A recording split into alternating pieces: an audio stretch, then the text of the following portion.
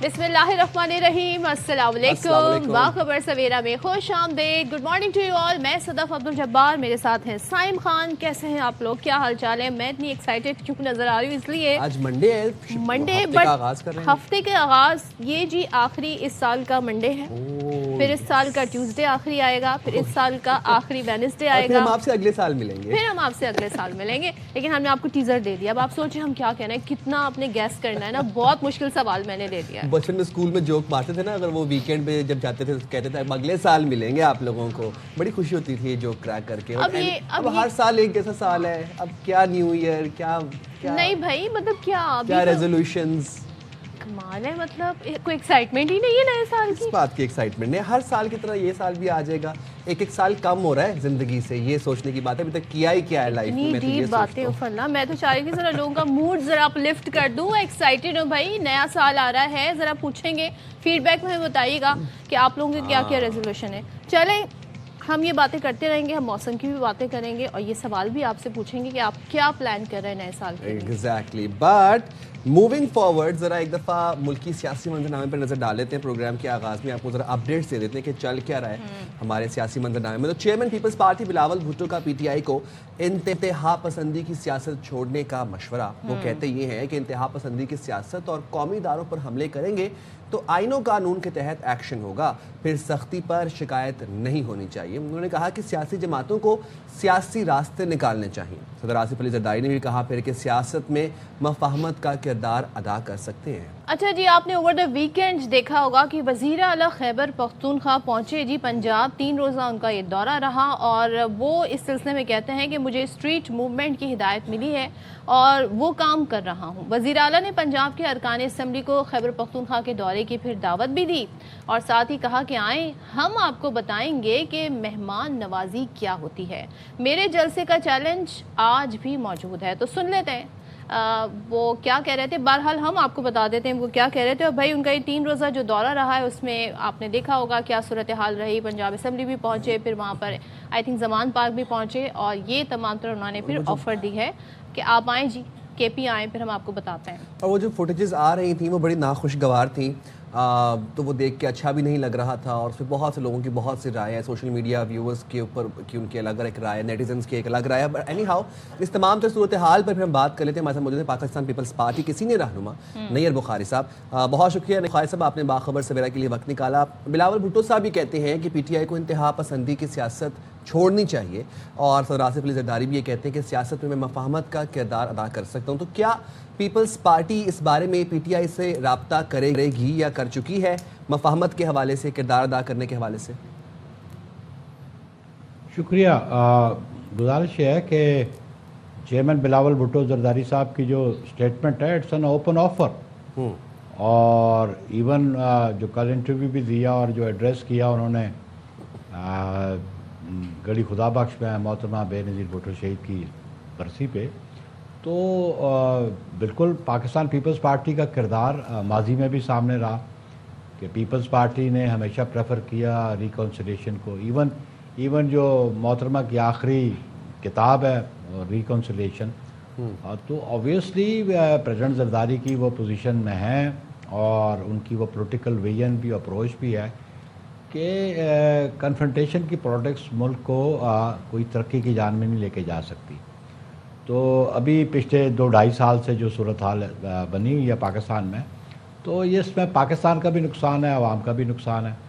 تو اگر آئین کے پیرامیٹرز کے اندر رہتے ہوئے پالیٹکس کرنا چاہتی ہے پی ٹی آئی، تو میں سمجھتا ہوں یہ پاکستان کے لیے بہتر ہوگا، دیگر سیاسی جماعتوں کے لیے بہتر ہوگا۔ لیکن کنفرنٹیشن کی پالیٹکس جو آپ دیکھیں، کل بھی جو اسٹیٹمنٹ ہے سی ایم بلوچستان کی، وہ تو ڈائلاگ پہ بلیو ہی نہیں کر رہے، وہ تو ایجوٹیشن کہتے ہیں، ایجوٹیشن کے ذریعے ہم ڈائلاگ کرنا چاہتے ہیں۔ سی ایم کے پی کی جو بات کر رہا ہوں، تو ان کا انٹرویو آپ دیکھ لیں کہ انہوں نے تو ایجوٹیشن کو پریفر کیا کہ میں اسٹریٹ پاور دکھاؤں گا، ایجوٹیشن کروں گا، اور پھر ڈائلاگ کی بات۔ اور پھر سیکنڈلی بات یہ ہے کہ within P T I there is no consensus, آپس میں ان کی ہم آہنگی نظر نہیں آتی، ایک گروپ کچھ کہتا ہے، دوسرا کچھ کہتا ہے، تیسرا کچھ کہتا ہے، اور آبویسلی تو ویسے پاکستان میں سیاسی اوور آل آپ ویسے ان کے دورے کے بارے میں کیا کہیں گے؟ جو 3 روزہ انہوں نے دورہ کیا، دوسرے پیپلز پارٹی کوئی رول پلے کر سکتی ہے مذاکرات یا میثاق کی جو آپ بات کرتے ہیں اسے آگے بڑھانے میں؟ کیونکہ اب تک جو آفر آئی ہیں وہ تو صرف پرائم منسٹر کے لیول سے آئی ہیں، اور پرائم منسٹر کا خیر ظاہر ہے اس لیول سے آنا بڑی بات ہے، لیکن پی ایم ایل این کے فرنٹ سے آئی ہیں. پیپلز پارٹی کیا رائے رکھتی ہے پریکٹیکلی؟ دیکھیں جی، ابھی primarily agitation against the government ہو رہا ہے نا، تو وی آر سپورٹنگ گورنمنٹ، ہم ان کے الائی ہیں، ہم ان کو سپورٹ کرتے ہیں. لیکن جو آفر آئی پرائم منسٹر سے، اس سے بڑھ کر اور کیا آفر آنی چاہیے تھی؟ اور اگر ان کو چاہیے کہ جی کوئی میڈیشن کا رول ادا کرے، تو پاکستان پیپلز پارٹی نے آفر کر دیا، میری قیادت نے کہہ دیا کہ جی ہم میڈیشن کو بھی تیار ہے، لیکن پہلے پی ٹی آئی والے طے تو کر لیں وہ ڈائلاگ میں کرنا چاہتے ہیں کہ نہیں چاہتے ہیں، وہ گفت و شنید کے لیے میز پہ بیٹھنا بھی چاہتے ہیں کہ نہیں چاہتے ہیں. ایک طرف وہ اسٹریٹ ایجوٹیشن کی بات کرتے ہیں، دوسری طرف وہ جو تحریک تحفظ آئین پاکستان ہے، مطلب وہ تو پی ٹی آئی کو ریپرزینٹ نہیں کر رہا، اور نہ ہی وہ ایجوٹیشن کر رہے ہیں، ایجوٹیشن تو پی ٹی آئی کر رہی ہے. اس لیے میں سمجھتا ہوں ڈائلاگ تو ہے پی ٹی آئی کو کرنا چاہیے، اور پی ٹی آئی کی قیادت کو ایک آپس ودن پارٹی لیکن کنسنسس آپ ڈیولپ یاد کریں پی ڈی ایم گورنمنٹ سے پہلے مولانا صاحب نے بڑا اہم رول پلے کیا تھا نون لیگ اور تمام تر جماعتوں کے لیے اس وقت، خاص طور پہ میں نون لیگ کی بات کروں تو یہاں اگر محمود خان اچکزئی صاحب ہیں، راجہ ناصر عباس صاحب ہیں، تو وہ والا رول پلے کریں گے، تو اس پہ کیا اعتراض ہے؟ جب مولانا صاحب کا ایکسیپٹیبل تھا تو اس میں کیا اعتراض ہے؟ میں نہیں سمجھا، ہمیں اعتراض کوئی نہیں ہے، لیکن اصل بات یہ ہے کہ آپ ماضی دیکھ لیں، پریویس کنڈکٹ دیکھ لیں کہ کمیٹی کانسٹیٹیوٹ کرتے تھے ان کے سربراہ پی ٹی آئی کے، اور پھر اس کو ڈیزالو کر دیتے تھے، توڑ دیتے تھے. ایک لمحے کہتے تھے کہ ہم ڈائلاگ کی اجازت دیتے ہیں، دوسرے لمحے کہتے ہیں ڈائلاگ نہیں کریں گے. تو یہ وہ کہتے ہیں نا مس ٹرسٹ ہے، ٹرسٹ ڈیفیسٹ. جب تک وہ سی بی ایم ڈیولپ نہیں ہوں گے تو ڈائلاگ کیا پازیٹیو ریزلٹس نکالے گا. بخاری صاحب، آپ بھی سینئر سیاستدان ہیں، کافی عرصہ ہو گیا آپ کو بھی سیاست کرتے ہوئے، آپ کو کیا لگتا ہے کہ جب میڈیشن کی بات ہو رہی ہو، مفاہمت مذاکرات کی بات ہو رہی ہو، اور ایسے میں سی ایم کے پی کا لاہور کا دورہ کرنا، اور پھر وہاں پہ اس دورے کی ہمیں بڑی ناخوشگوار ویڈیوز بھی دیکھیں، دھکم پیل بھی دیکھی، بہت سے الفاظ بھی سنے، تو آپ کو کیا لگتا ہے کہ ایسے میں جب مذاکرات کی ہوا چل رہی ہو تو یہ دورہ ان کا ویسے اس کا مقصد کیا تھا، اور جو مقصد تھا وہ پورا ہوا؟ یہ دورہ کامیاب سمجھتے ہیں آپ؟ پرائمریلی جو انہوں نے اسٹیٹمنٹ دی، وہ اپنے ان members of the provincial assembly سے ملنا چاہتے ہیں، وہ ان فیملی سے ملنا چاہتے ہیں جو انکارسریٹڈ ہے، ان سے ملنا چاہتے ہیں. آبویسلی ہر پولیٹیکل پارٹی کا یہ حق بنتا ہے، لیکن آپ دیکھیں نا پولیٹیکل پارٹیز کی فارمیشن جو ہے کانسٹیٹیوشن اجازت دیتا ہے کہ وہ آپ آرٹیکل 17 ہے کہ آپ پولیٹیکل پارٹی بنا سکتے ہیں، لیکن there are certain limitations also. اسی آرٹیکل میں لمیٹیشنز بھی ہیں کہ آپ پاکستان کی انٹیگریٹی اور ساورنٹی کے خلاف کوئی قدم نہیں اٹھائیں گے، کوئی اس قسم کی اقدامات نہیں اٹھائیں گے، اور ان پیرامیٹرز کے اندر رہ کے آپ پولیٹیکل پارٹی کی ایکٹیویٹیز کریں گے. تو میں سمجھتا ہوں ان میں اندر رہتے ہوئے ہر پولیٹیکل پارٹی کا یہ حق بنتا ہے. اور ایکسیس جو ان کو نہیں ملی پروونشل اسمبلی کو، وہ میرا خیال ہے سین ایٹیچیوڈ اڈاپٹ ہونا چاہیے تھا لاہور میں. وہ سی ایم کے پی کے ہیں، چیف ایگزیکٹو ہیں، تو ان کو ایکسیس ملنی چاہیے تھی اپنے ممبرز کے ساتھ بیٹھنے کی اور بات کرنے کی. اچھا بخاری صاحب، ایک چیز مجھے بتائیے گا، اب ظاہر ہے جب ہم بات کرتے ہیں یہاں پر جناب ایاز صادق صاحب کہتے ہیں پیپلز پارٹی اور نون لیگ کا مل کر لمبی اننگ کھیلنے کا ارادہ ہے. اب ذرا پہلے تو بتا دیجیے گا اس سے ان کی مراد کیا ہے، کیونکہ بلاول صاحب کہتے ہیں جی لمبی اننگز کا فیصلہ عوام کریں گے، اور ظاہر ہے عوام کے ووٹوں سے ہی منتخب ہو کر حکومتیں بنتی ہیں. تو ابھی جو ایک جماعت ہے جو کہتی ہے جی تحریک انصاف ہم سب سے زیادہ پاپولر ہیں، 2024 کا ہمارا مینڈیٹ لے کر یہ دونوں جماعتیں بیٹھی ہوئی ہیں، تو یہ معاملہ حل کیے بغیر یہ فیصلہ کون کرے گا جی کہ لمبی اننگز کھیلیں گے؟ اور عوام نے ہی تو طے کرنا ہے. پھر یہ جو لمبی اننگز ہے یہ کس طرف اشارہ کر رہے ہیں؟ کوئی قانون سازی کی طرف اشارہ کر رہے ہیں ایاز صادق صاحب، یا عوام میں جانے کا ارادے کی بات کر رہے ہیں جسے ہم الیکشن کہتے ہیں؟ میرا خیال ہے جو ایاز صادق صاحب کے مائنڈ میں بات ہے تو اس کے حوالے سے کہ انہوں نے تو اس کو افشا نہیں کیا کہ لمبی اننگ کو کیسے کھیلنا چاہتے ہیں. میرے چیئرمین نے تو بڑا کیٹیگوریکلی کہہ دیا کہ لمبی اننگ کا فیصلہ تو عوام کریں گے. آپ کو بھی ملا کے کہہ ایک رہے ہیں ٹینیور ہے.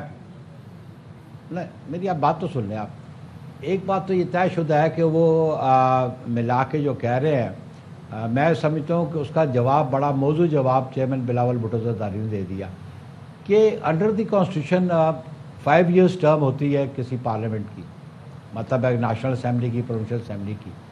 تو ابھی 2024 میں الیکشنز ہوئے ہیں, نیکسٹ الیکشن ایکسپیکٹڈ ہے 2029 میں. تو آبویسلی اس وقت تک تو پاکستان پیپلز پارٹی نے یہ ایشورنس دی کہ ہم آپ کی اسٹرینتھ کو مطلب ہے پورا رکھیں گے, نیشنل اسمبلی میں آپ کی گورنمنٹ کو سپورٹ کریں گے.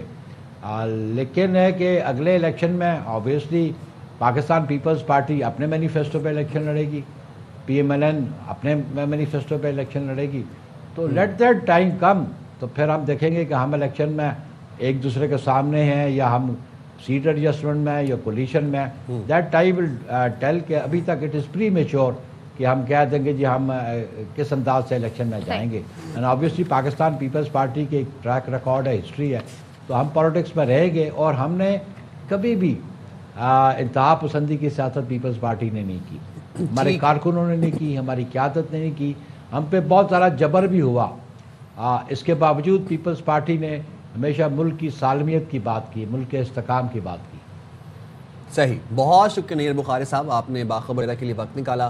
اور دیکھتے ہیں جناب اب یہ مفاہمت کا اونٹ کس کروٹ بیٹھتا ہے. جو بھی اپڈیٹس ہوں گی پہلے وہ مفاہمت کا اونٹ تو ہمیں نظر آئے, پھر وہ دیکھیں گے کہ کس کروٹ بیٹھتا ہے. مفاہمت کا اونٹ نظر آئے نہ آئے, لیکن ایک بڑی انٹرسٹنگ خبر ہے, شاید کچھ لوگوں کے لیے انٹرسٹنگ ہو, کچھ لوگ یہ سن کے ذرا پریشان ہو جائیں. پی ٹی اے نے جناب یہ کہا ہے کہ تمام سمز کا صارف کہ اپنے نام رجسٹرڈ ہونا اب لازمی ہو گیا ہے. ایک بات مجھے بتائیں, کیا پہلے سے یہ ہو نہیں رہا کہ جو صارف ہے اس کے نام پہ ہی رجسٹرڈ ہوگی تو ہی وہ سم چلے؟ نہ بہت سمز ہوتی ہیں موسٹلی. مطلب اگر میں دیکھوں تو خواتین بھی ایسے نارملی کہتی ہیں, جو گھریلو خواتین ہوتی ہیں, کہ مطلب جاؤ ذرا ایک سم نکلوا کے لے آؤ. اور کچھ ایسے افراد بھی ہوتے ہیں, بچے مطلب جو انڈر 18 تھے, وہ ان کے پیرنٹس کے نام تھی, کسی کزن کے نام ہوتی, کسی دوست کے نام ہوتی ہے, جاؤ جا کے 2 سمز نکلوا لاؤ. اب پی ٹی اے نے یہ کہا ہے کہ جس کی سم ہے وہ اسی کے نام ہوگی, اگر ایسا نہ ہوا تو پھر قانونی کارروائی ہوگی. اچھا, اور یہ بھی کہا گیا ہے کہ سم کے غلط استعمال کی ذمہ داری جی بالکل جی. پی ٹی اے کے مطابق صارفین اپنی سمز اور ٹیلی کام کنیکشنز کے استعمال کی خود ذمہ دار ہوں گے. کالز, میسیجز, ڈیٹا کے استعمال پر ضوابط کی پابندی بھی لازمی ہے, اور خلاف ورزی کی صورت میں جیسے کہ آپ کو بتایا کہ قانونی کارروائی کی جا سکتی ہے. اب پی ٹی اے یہ بھی کہتا ہے کہ صارفین ذمہ دارانہ طرز عمل سے مواصلاتی نظام کے تحفظ, استحکام کے لیے مؤثر کردار ادا کریں. تو یہ صارفین کی اپنی صدف آئی بلیو کہ سیکیورٹی اینڈ سیفٹی کے لیے. واٹ ڈو یو سے؟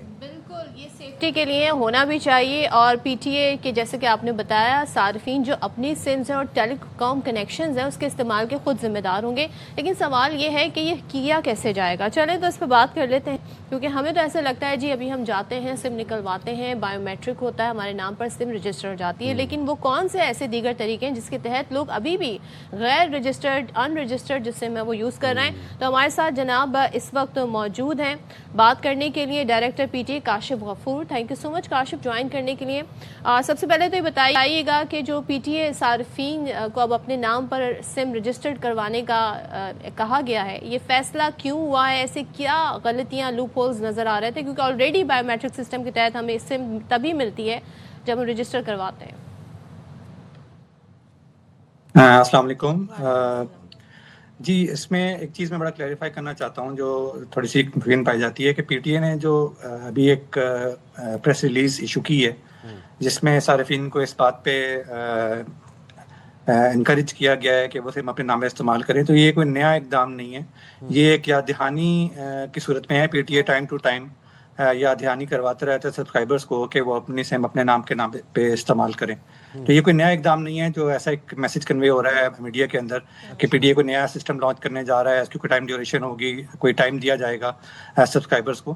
تو ایسی کوئی چیز نہیں ہے. جب بھی سم ایشو ہوتی ہے ایک ایگریمنٹ سائن کرتا ہے بیسیکلی سبسکرائبر اپنے موبائل آپریٹر کے ساتھ, سروس پرووائڈر کے ساتھ. تو اس ایگریمنٹ کے اندر یہی لکھا ہوتا ہے کہ سم اس کے نام پہ ہوگی اور اس کی جو یوزیج کی رسپانسبلٹی ہے وہ سبسکرائبر کی ہے. تو ایسی کوئی نئی چیز نہیں ہے. آپ اور کہہ رہے ہیں جو نئی آپ نے چیز نہیں، سوال لیکن پوچھا کہ ایک ایسی کیا شخص جو چیز ہے ہے تو وہ اپنے نام پہ کتنی سم نکلوا سکتا ہے؟ کیونکہ اکثر و بیشتر جی وہی سم شوہر کی سم بیگم یوز کر رہی ہوتی ہیں، شوہر کی ابا کی سم بیٹا یوز کر رہا ہوتا ہے، تو ایک شخص کتنی سم نکلوا سکتا ہے؟ دیکھیں اس وقت جو قانون ہے اس کے مطابق ایک موبائل سبسکرائبر جو ہے وہ اپنے نام پہ 8 سم ایشو کروا سکتا ہے، جس میں سے 5 سمیں نارمل جو ہم سم استعمال کرتے ہیں، اور 3 جو ڈیٹا سمز ہوتی ہیں جو ڈونگلز وغیرہ لوگ ڈیٹا کے لیے کنیکٹیوٹی کے لیے استعمال کر رہے ہوتے ہیں، تو 8 سمز ایک سبسکرائبر اپنے نام پہ نکلوا سکتا ہے. اور کاشف صاحب یہ پی ٹی اے کی جانب سے کسی قسم کی ڈیڈ لائن تو نہیں دی گئی کہ اس ڈیڈ لائن کے بعد غیر رجسٹرڈ سمز یا دوسرے صارفین کے نام پہ جو سمز ہوں گی وہ بلاک کر دی جائیں گی یا بند کر دی جائیں گی؟ دیکھیں میں نے جیسے پہلے عرض کیا کہ یہ ایک ریفریشر ہے، ایک یاد دہانی ہے سبسکرائبرز کو. اس قسم کو حتمی فیصلہ ابھی تک نہیں ہوا ہے کہ اس کی کوئی ڈیڈ لائن ہوگی اور اس کے بعد سم بند کر دی جائیں گی.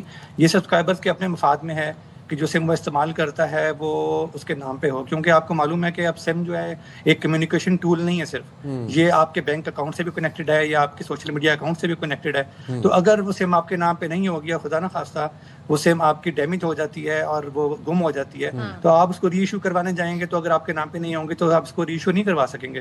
تو یہ ایک بڑا مسئلہ صارف کے لیے ہو جائے گا کہ وہ کس طریقے سے اپنے اس بینک اکاؤنٹ سے لاگ ان کرے گا، سوشل میڈیا اکاؤنٹ سے لاگ ان کرے گا. جی تو کاشف صاحب ذرا ایک چیز ذرا ہمیں کلیئرلی سمجھا دیجئے. ایک سوال تو یہ ہے کہ ہمارے یہاں لوگ جو انٹرنیشنل نمبرز ہیں وہ یوز کر رہے ہوتے ہیں، بھلے ظاہر ہے وہ موبائل کے لیے یوز نہ ہو رہے ہیں، موبائل کالز اور میسیجز کے لیے نہیں، واٹس ایپ پہ وہ یوز ہو رہے ہوتے ہیں. دوسرے جیسے وہی میرا سوال کہ ایک شخص کی سم گھر کے فیملی ممبر استعمال کر رہے ہیں، اور جیسے کہ ظاہر ہے اب کالز میسیجز ڈیٹا کے جو ذمہ دارانہ استعمال ہے اس کی وجہ سے بھی یہ فیصلہ کیا گیا ہے. تو یہاں پہ کیسے تعین ہوگا جی کہ اگر بچے نے کچھ ایک غیر ذمہ دارانہ حرکت کی ہے تو پھر کس کے خلاف کارروائی ہوگی؟ یہ سسٹم کس طرح کام کرے گا؟ دیکھیے اس طریقے سے ہے کہ سم کی جو نام ہونے کی بات ہوتی ہے وہ ہمیشہ یہی اس کے پیچھے بیک گراؤنڈ یہی ہوتا ہے کہ جو سم جس کے نام پہ رجسٹر ہے وہ اس کے یوز کا رسپانسیبل ہے. تو اگر ایک پیرنٹ اپنے بچے کو سم دیتا ہے تو اس کی یوز کا رسپانسیبل پیرنٹ ہے. اگر کوئی اس سم سے کوئی بھی کارروائی ایسی ہوتی ہے جو قانون کے مطابق نہیں ہے تو اس کے پیرنٹس کو جس کے نام پہ وہ سم ہے اسی کے خلاف کارروائی ہوگی. اور فیملی ممبرس کے اندر اتنا ایشو نہیں ہوتا کہ آپ نارملی ہماری جو سوشل سیٹ اپ ہے، سوشل ویلیوز ہیں، نارملی سمس ہمارے نام پہ ہوتی ہیں اور ہماری جو فیمیل ممبرس ہوتی ہیں فیملی کی، ہمارے بچے ہوتے ہیں، وہ سمس ہمارے نام پہ استعمال کر رہے ہوتے ہیں. زیادہ مسئلہ اس وقت آتا ہے کہ جب آپ ایسی کوئی سم استعمال کر رہے ہوں جو آپ جانتے ہی نہیں ہیں کہ وہ کس کے نام کے اوپر ہے، آپ کہیں سے مل گئی. کاشف صاحب یہیں سے میں آپ سے ایک چیز پوچھنا چاہوں گا کہ صارفین یہ کیسے چیک کر سکتے ہیں کہ ان کے نام کتنی سمز ہیں؟ ذرا ہمیں یہ ایس او پی تھوڑے سمجھائیے گا. دوسری بات یہ بھی بتا دیجئے کہ جو بلو 18 بچے ہیں جن کے بھی آئی ڈی کارڈز نہیں بنے، ان کا کیا پروٹوکول ہوتا ہے سم نکلوانے کا؟ جی پہلا میں دوسرے سوال کا پہلے جواب دے دیتا ہوں. دیکھیں جو اس وقت ہمارا قانون ہے، جو ایس او پی ہے، اس کے مطابق تو جس بچے کا بایو میٹرک ویریفیکیشن نادرا سے ہو سکتا ہے وہ سم لے سکتا ہے. اگر اس کا بایو میٹرک ریکارڈ نادرا کے پاس موجود ہے تو وہ کسی بھی آؤٹ لیٹ پہ جا کے سم نکلوا سکتا ہے بایو میٹرک ویریفیکیشن کے ذریعے. پہلا سوال جو تھا کہ ایک سارے کو کیسے پتہ چلے گا کہ اس کے نام پہ کتنے سمز ہیں، تو اس کے لیے پی ٹی اے نے بڑا ایک اچھا نظام وضع کیا ہوا ہے جسے ہم 668 کہتے ہیں. اس کو ایکسیس کرنے کے لیے آپ یا تو ویب سائٹ کے تھرو ایکسیس کر سکتے ہیں cnic.sims.pk کے URL کے اوپر، یا آپ اپنا شناختی کارڈ نمبر 668 کے اوپر میسج کر سکتے ہیں. تو جب آپ یہ میسج کریں گے وداؤٹ ڈیشز 668 پہ اپنا شناختی کارڈ نمبر، تو جواب میں آپ کو ایک میسج موصول ہوگا اور اس کے اندر آپ کے نام پہ کس آپریٹر کی کتنی سمز ہیں وہ ساری تفصیل اس کے اندر آ رہی ہوتی ہے. تو اگر آپ کی وہ جو تفصیل ہے وہ میچ کرتی ہے آپ کی سم سے تو پھر تو کوئی ایشو نہیں ہے، اور اگر میچ نہیں کر دی تو فوری طور پہ آپ اس موبائل آپریٹر سے رابطہ کریں اور اس سے اپنی سم کو ریگولرائز کروا لیں. ٹھیک ہے، thank you so much. Kashif Kapoor ہمارے ساتھ تھے. اور اب یہ ریمائنڈر ہے، یہ کوئی نئی ڈیڈ لائن نہیں ہے، ایسا کچھ نیا نہیں ہونے جا رہا کہ آپ پریشان ہو جائیں. آلریڈی اگر آپ کی سم رجسٹرڈ ہے تو آپ بالکل آرام سے ریلیکس ہو جائیں. تو یہ تمام تر باتیں ہیں جی جو اس وقت کیونکہ خبریں ایسے آتی ہیں جس طرح انہیں پریزنٹ کیا جاتا ہے سم ٹائمز ایسا ہو جاتا ہے کہ لوگ سمجھتے ہیں کہ کوئی نیا قانون آ گیا ہے, انڈرسٹینڈنگ ہو جاتی ہے. بٹ اگر آپ نے یہ چیک کرنا ہے کہ آپ کے نام پہ کتنی سمز رجسٹرڈ ہیں, کتنے آپریٹرز کی ہیں, تو 668 کے اوپر اپنا آئی ڈی کارڈ نمبر آپ سینڈ کریں, شناختی کارڈ نمبر, اور آپ کو ساری معلومات. یہ ایس ایم ایس کی بات کر رہے ہیں, اب لوگ بھول گئے ایس ایم ایس کرنا بائی دا وے. اچھا چلے جی ہم آپ کو بتا دیتے ہیں جی کہ رواں سال جی دنیا کے مختلف ممالک سے 24,600 یہ نمبر ہم بھارتی شہریوں کے بتا رہے ہیں. یہ بھارتی شہری ہیں 24,600, ان کو بے دخل کیا گیا ہے مختلف کنٹریز سے, یہ ان کو ڈپورٹ کیا گیا ہے جس سے شہریوں کو بیرون ملک مشکلات کا سامنا کرنا پڑا. ظاہر ہے اس کے مراحل بھی ہوں گے. اچھا بھارتی وزارت داخلہ نے اعداد و شمار راجیہ سبھا میں پیش کیے, جبکہ خلیج ٹائمز کے مطابق سب سے زیادہ جو بے دخلی ہوئی ہے بھارتی شہریوں کی وہ سعودی عرب سے ہوئی ہے. لگتا ہے سعودی عرب میں بڑا سخت کوئی قانون ہے جی. اور اس میں ریاض سے آپ دیکھیں کہ 7,019 اور جدہ سے 3,865 بھارتی شہری شامل ہیں. اب امریکہ سے 3,812 اور متحدہ عرب امارات سے 1,469 بھارتی شہری بے دخل کیے گئے. جب دوسرے ملکوں میں جا کر دہشت گردی کی واقعات میں آپ نے ملوث ہونا ہے اور دہشت گردی کی سہولت کاری کرنی ہے اور پروپیگنڈا اور مس انفارمیشن سپریڈ کرنی ہے اور ہیٹ آپ نے وہاں پر جا کے پھیلانی ہے, تو پھر یہی ہوگا آپ کے ساتھ. ماہرین اب یہ بتا رہے ہیں کہ زیادہ تر بھارتی شہری ویزا کی میعاد ختم ہونے اور اس کے بعد پھر لیبر قوانین کی خلاف ورزی کی وجہ سے مشکلات کا شکار ہو رہے ہیں. تو ویزا کی میعاد ختم ہونے کے بعد وہ وہیں پہ رہتے ہیں, یا پھر جو لیبر قوانین ہیں ان کی خلاف ورزی کرتے ہیں, اس کی وجہ سے ان کو واپس ڈیپورٹ کیا جا رہا ہے کہ انڈیا آپ لوگ جائیں واپس. اچھا ویسے یہ تو ہم دیکھ رہے ہیں جی بڑے سخت اب قوانین ہو گئے, تو آپ لوگ چاہے وہ دنیا میں کہیں بھی بستے ہوں اس بات کا ضرور خیال رکھیں ایک تو آپ کے ڈاکیومنٹس پورے ہوں, اور ویزا کی جو میعاد ہے اس کا خیال رکھنا بھی بہت ضروری ہے. چلیں جی ہم جائیں چھوٹی سی بریک, حاضر ہوں گے بریک کے بعد, تو پھر آپ بریک کے بعد واپس آتے ہیں. کیوں مسکرا رہے ہیں, میں بریک میں پوچھ رہے تھے.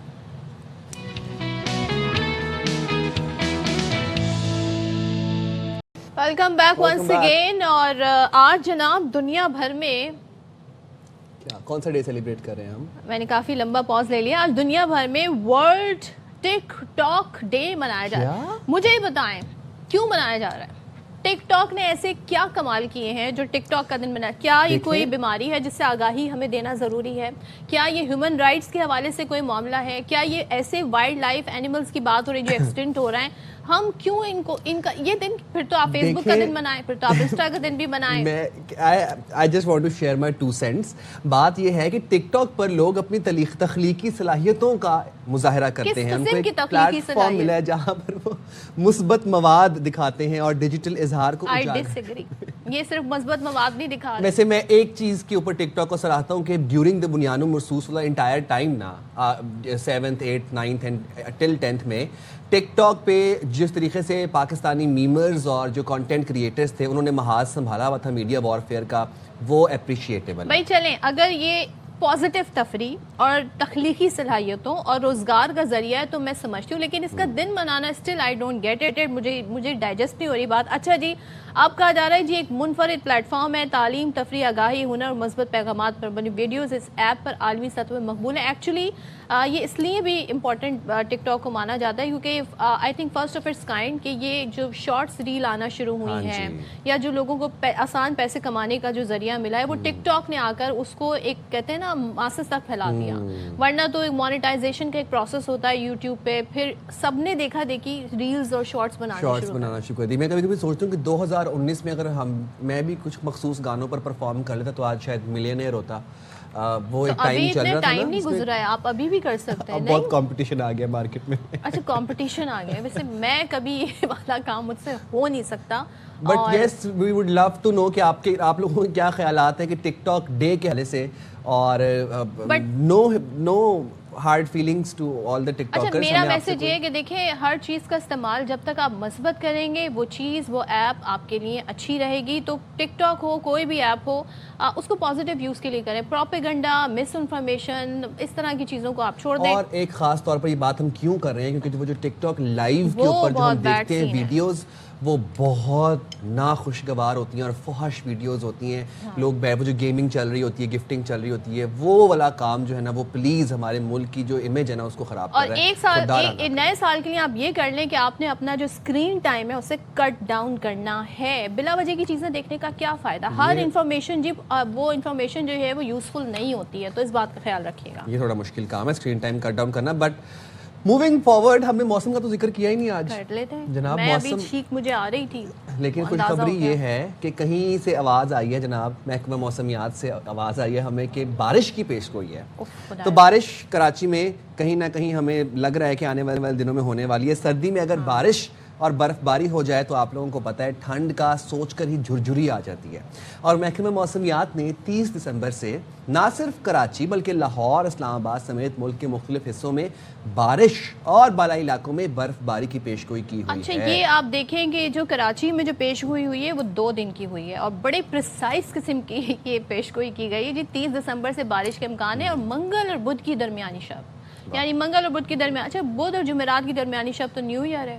اب یہ منگل اور بدھ کی درمیانی شب جی رات مغربی ہواؤں کا سلسلہ شہر پر اثر انداز ہوگا, سردی بڑھا دے گا.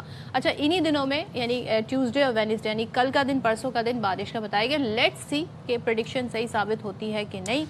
اچھا جی, وہ تو ہم جانیں گے. اور ساتھ ساتھ آپ کو یہ بتا دیں کہ ملک کے پہاڑی علاقوں میں تو پہلے ہی اچھی خاصی ٹھیک ٹھاک ٹھنڈ پڑی, اور 2 جنوری سے بلوچستان, خیبر پختونخوا, کشمیر اور جی بی میں بارش متوقع ہے, جبکہ شمالی بلوچستان اور بالائی علاقوں میں برف باری کا امکان بھی ہے. چلیں تو بات کر لیتے ہیں. ہمارے ساتھ جی موجود ہیں ڈائریکٹر نیشنل ویدر فورکاسٹنگ محکمہ موسمیات Muhammad Irfan Baig sahab. Thank you so much Irfan Baig sahab join کرنے کے لیے. سب سے پہلے تو جس شہر میں ہم بیٹھے ہیں ہم یہاں جی سردی کے منتظر ہیں. سردی کبھی آتی ہے, ہلکی سی جھلک دکھاتی ہے, یہ پھر چلی جاتی ہے اور وہ پتہ چلتا ہے جی وہ ہوائیں ہیں تیز.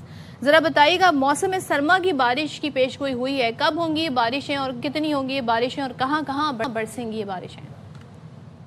دیکھیے, آج شام رات کو یہ سلسلہ جو ہے بلوچستان میں داخل ہو جائے گا, جس سے بلوچستان کے مغربی علاقے اور بعض جو ہوں گے وہ وسطی علاقے, جس میں کوئٹہ, یوب, پشین, اس کے علاوہ دالبندین, خزار اور اوپر کے جو علاقے ہوں گے ذوب کے علاقے, اور زیارت میں بھی جو ہے نا وہ بارش بھی ہو جائے گی اور پہاڑوں پر برف باری بھی ہو جائے گی. آج شام رات میں یہ داخل ہوگا اور اگلے 24 سے 48 گھنٹے یہ بلوچستان میں رہے گا.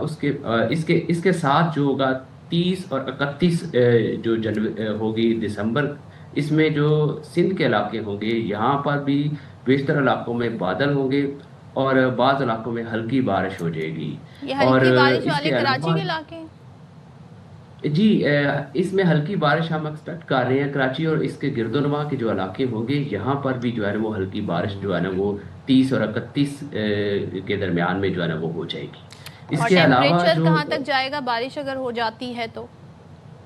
دیکھیں, ابھی جو ٹیمپریچر چل رہا ہے 12, 13, پھر 14 پہ بھی چلا جاتا ہے, کبھی 11 پہ بھی آ جاتا ہے. اب ہو سکتا ہے کہ یہ جیسے ہی یہ اسپیل گزرے گا تو یہ 2 سے 3 ڈگری سینٹی گریڈ مزید جو ہے آپ کا جو کم سے کم درجہ حرارت ہوگا وہ مزید گر جائے گا. تو ٹھنڈک کی جو ہوگی وہ آپ کو محسوس ہونا شروع ہو جائے گی کہ جو ہے وہ ٹھنڈ ایک قسم کی جو ہے نا وہ آ جائے گی. تو اس بارش کے بعد یہ جو آپ کہہ رہے ہیں کہ ابھی 30 اور 31 والی جو بارش ہوگی کراچی میں اگر ہوتی ہے تو اس کے بعد پھر جو پارا ہے وہ 2 سے 3 ڈگری کم ہوگا, مطلب سردی تھوڑی بہت بڑھ جائے گی کراچی میں, ٹھیک ہے. یہ جو 2 جنوری کو بالائی علاقوں میں برف باری کا امکان ہے, یہ برف باری تو آلریڈی ہو رہی ہے, بٹ یہ کس حد تک ہوگی برف باری اور کتنے دن تک جاری رہے گی؟ دیکھیں, یہ جو ہمارے جو انتہائی بالائی علاقے ہیں, جو پہاڑ ہوتے ہیں, جو برف پوش پہاڑ ہوتے ہیں, وہ جو ہے وہاں پر تو برف باری ہوتی ہے.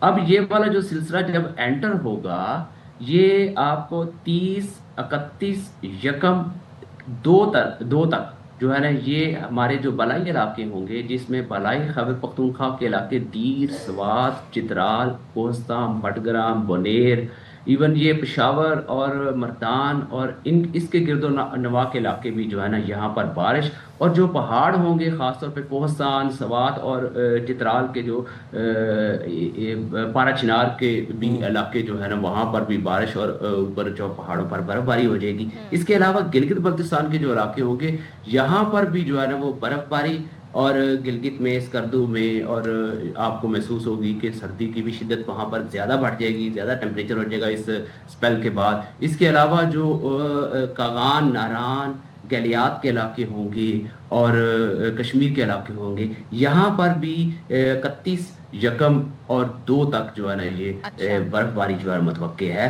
وقفے کے ساتھ۔ اور عرفان صاحب تھوڑا سا ظاہر ہے کیونکہ سال ختم ہو رہا ہے تو تمام تر سٹیٹس بھی سامنے آ جاتے ہیں، اگر ہم کمپیریزن کریں پچھلے سال سے تو کیا اس سال کم برف باری ہوئی ہے جن علاقوں میں ہوا کرتی ہے؟ یعنی کہ ہم ظاہر ہے پہاڑی اور بلائی علاقوں کی بات کر رہے ہیں، سیلاب بھی آیا، پھر ظاہر ہے پانی بارشیں بھی جس طرح ہوئی، اور ہمارے یہاں پانی سٹور کرنے کا وہ طریقہ تو ہے نہیں، لیکن جب کمپیریزن کیا بتا رہا ہے پچھلے سال کی نسبت اس سال سردی کیسی رہی، برف باری کیسی رہی؟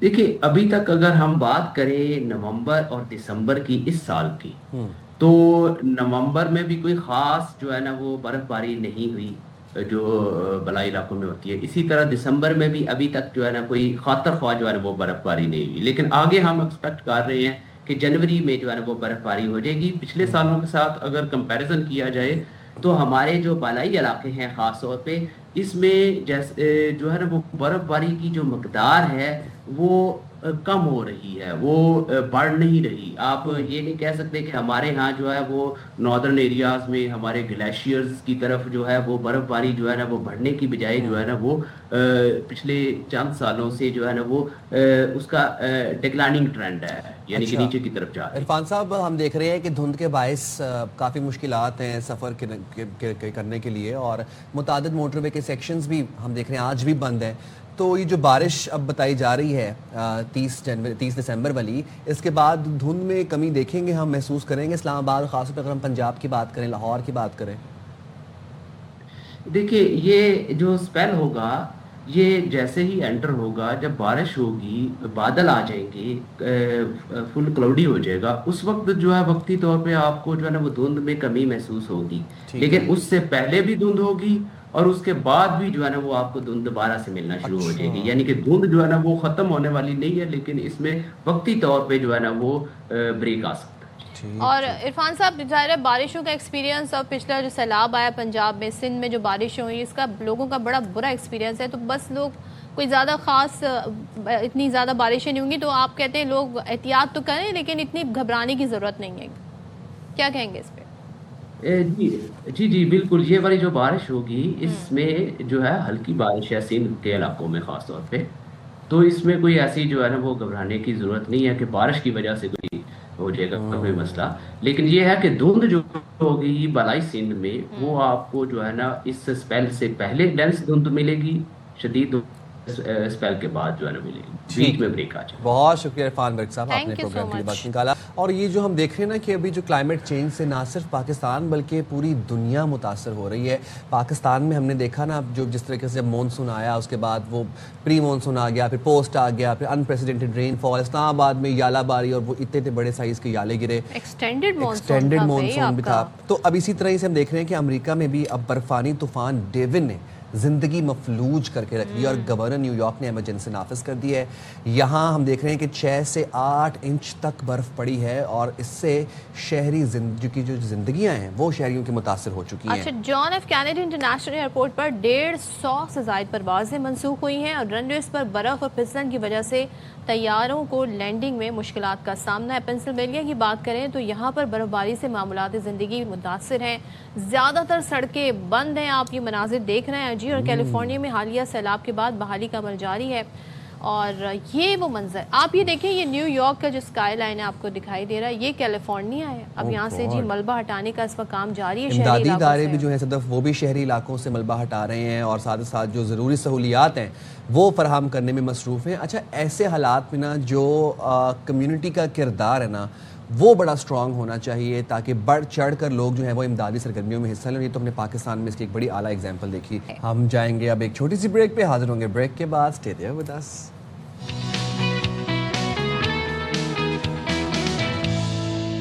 Welcome back once again. اور جی ذرا بات کر لیتے ہیں کرکٹ کے حوالے سے، اور جب ہم کرکٹ کی بات کرتے ہیں تو ایک ملک ایسا ہے جس نے جناب ہر طرح کی کہتے ہیں نا کہ گیم میں جی بد تہذیبی لے کر آنا، سیاست کو لے کر آنا، آپ سمجھ رہے ہو گے ہم کن کی بات کر رہے ہیں، ہم بھارت کی بات کر رہے ہیں، لیکن بھارت کو پاکستان نے جی کڑا جواب دیا، اور ہمیشہ سے ہم یہی کرتے آ رہے ہیں، بھارت ہاتھ نہیں ملاتا تو ہمیں بھی کوئی شوق نہیں آپ سے ہاتھ ملانے کا۔ ٹو بی آنیسٹ وزیر اعظم واضح کر چکے ہیں کھیل میں سیاست نہ آئے، یہ کہنا ہے chairman P C B Mohsin Naqvi کا۔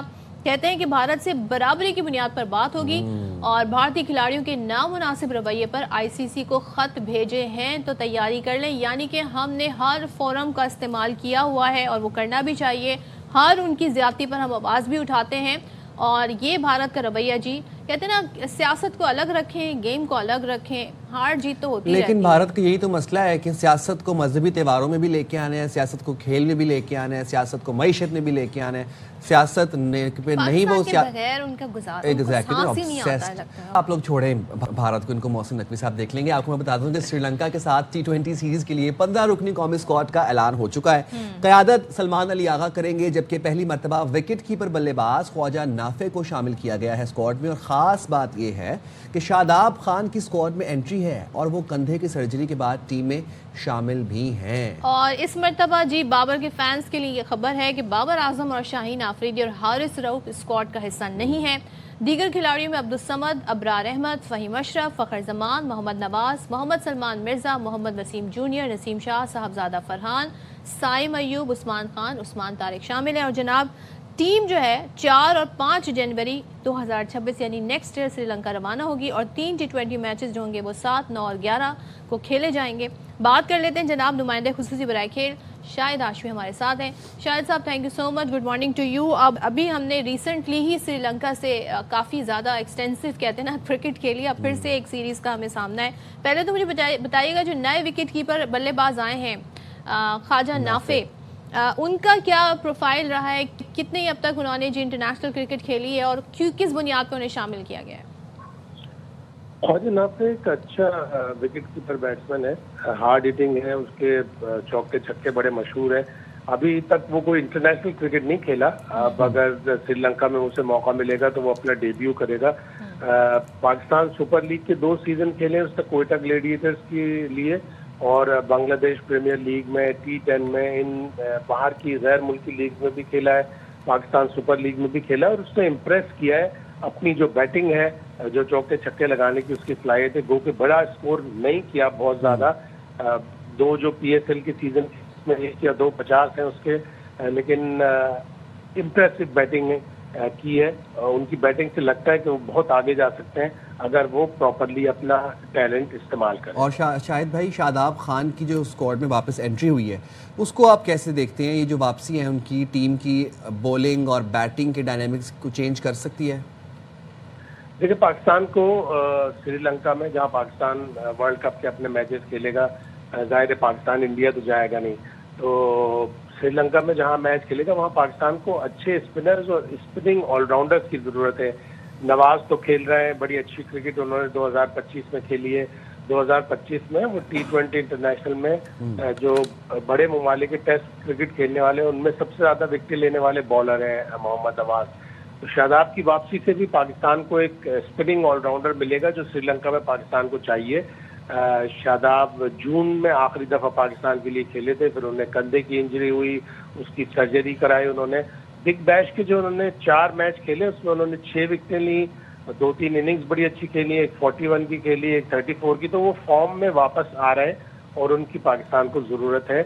अगर वो इसी तरह परफॉर्म करेंगे तो पाकिस्तान के लिए वर्ल्ड कप में ये बड़ा अच्छा साइन होगा। लेकिन शायद साहब मुझे एक बात बताइएगा कि अभी हम वर्ल्ड कप से बहुत ज़्यादा दूर नहीं है, ऐसे में स्टिल हम बहुत सारे तजर्बे कर रहे हैं, जैसे कि हालिया अभी विकेट कीपर आए हैं। ठीक है, आप कह रहे हैं कि हम इंडिया जाके नहीं खेलेंगे, लेकिन हमारे वही जो टीम जिसने जाकर आगे खेलना है उन्हीं को हम बेटर इन कंडीशन में यूटिलाइज करें तो ज़्यादा बेहतर नहीं होगा? इसको आप किस हद तक समझते हैं जो इस वक्त स्क्वाड में इंतखाब हुआ है और जो तजर्बे अभी भी किए जा रहे हैं? देखिए, 1-2 प्लेयर ऐसे हैं जो ज़ाहिर टीम में होने चाहिए थे। शाहीन नहीं है इस टीम में, हारिस रऊफ नहीं है, बाबर आजम नहीं है। ये लोग बिग बैश ऑस्ट्रेलिया में खेल रहे हैं और क्रिकेट ऑस्ट्रेलिया से पाकिस्तान ने ये वादा किया था कि हम अपने प्लेयर आपको आपकी बिग बैश के लिए पूरे तौर पर अवेलेबल करेंगे, और इसी वजह से फिर क्रिकेट ऑस्ट्रेलिया पाकिस्तान को भी अपने प्लेयर्स देगा जब पाकिस्तान की सुपर लीग होगी। तो इस 3 मैचों में ये 2-3 प्लेयर नहीं है। आइडियली तो यही होना चाहिए था कि सारे प्लेयर होते हैं, लेकिन जब आप एक वादा कर लेते हैं किसी क्रिकेट बोर्ड से, फिर उसको निभाना भी पड़ता है और फिर आपको अपने सुपर लीग के लिए भी जब ऑस्ट्रेलिया के प्लेयर की जरूरत होगी तो वो आपको मिलेंगे। 2-3 प्लेयर ऐसे हैं जो इस टीम में शायद जो वर्ल्ड कप का हिस्सा नहीं होंगे, जैसे ख्वाजा नाफे शायद ना हो, उस्मान विकेट कीपर बैट्समैन है वही होंगे। शादाब का तो मुझे लगता है कि जरूरत है पाकिस्तान को, इसलिए कि श्रीलंका में पाकिस्तान को पेस बॉलिंग ऑलराउंडर के बजाय स्पिन बॉलिंग ऑलराउंडर एक और चाहिए होगा, और शादाब उसके लिए आइडियल है। उनके ऊपर भी है कि वो अपने टैलेंट को साबित करें इन 3 मैचों में और फिर T20 वर्ल्ड कप। शाहिद भाई, जब ये सब तजुर्बे हो ही रहे हैं, जब हम एक्सपेरिमेंट्स कर ही रहे हैं, तो फिर कैप्टनसी का भी एक एक्सपेरिमेंट करके देख लेते हैं, क्योंकि सलमान अली आगा की कप्तानी पे पहले ही सवाल आते हैं T20 के ऊपर, तो इस दफा फिर कैप्टन भी चेंज करके देख लेते हैं। नहीं, अब बहुत देर हो गई, अब आप अपने जहाज का जो मेल चलाने वाला है उसको आप चेंज नहीं कर सकते। अगर करना तो बहुत पहले कर लेते।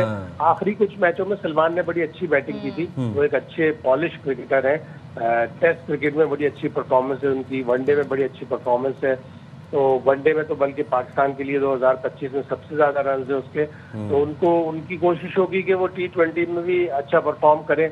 अब मेरा ख्याल है इतनी देर हो गई थी कि अब हम कप्तान चेंज करेंगे तो उस नए कप्तान के साथ बिल्कुल, मैं तो इत्तेफाक करती हूँ कि अब नहीं करना चाहिए। अच्छा शाहिद साहब, एक चीज़ और बता दें, मोहसिन नकवी साहब ने 2 टोक एक बार फिर से कह दिया है जी, भारत से बराबरी की बुनियाद पर बात होगी, और जो भारतीय खिलाड़ियों के नामुनासिब रवैये हैं उस पर ICC को ख़त भेजने की तैयारी कर ली है। तो ये ख़त जो हैं ये किस तरह, क्या कहेंगे, क्या बताएंगे, कौन से रवैये हैं नामुनासिब?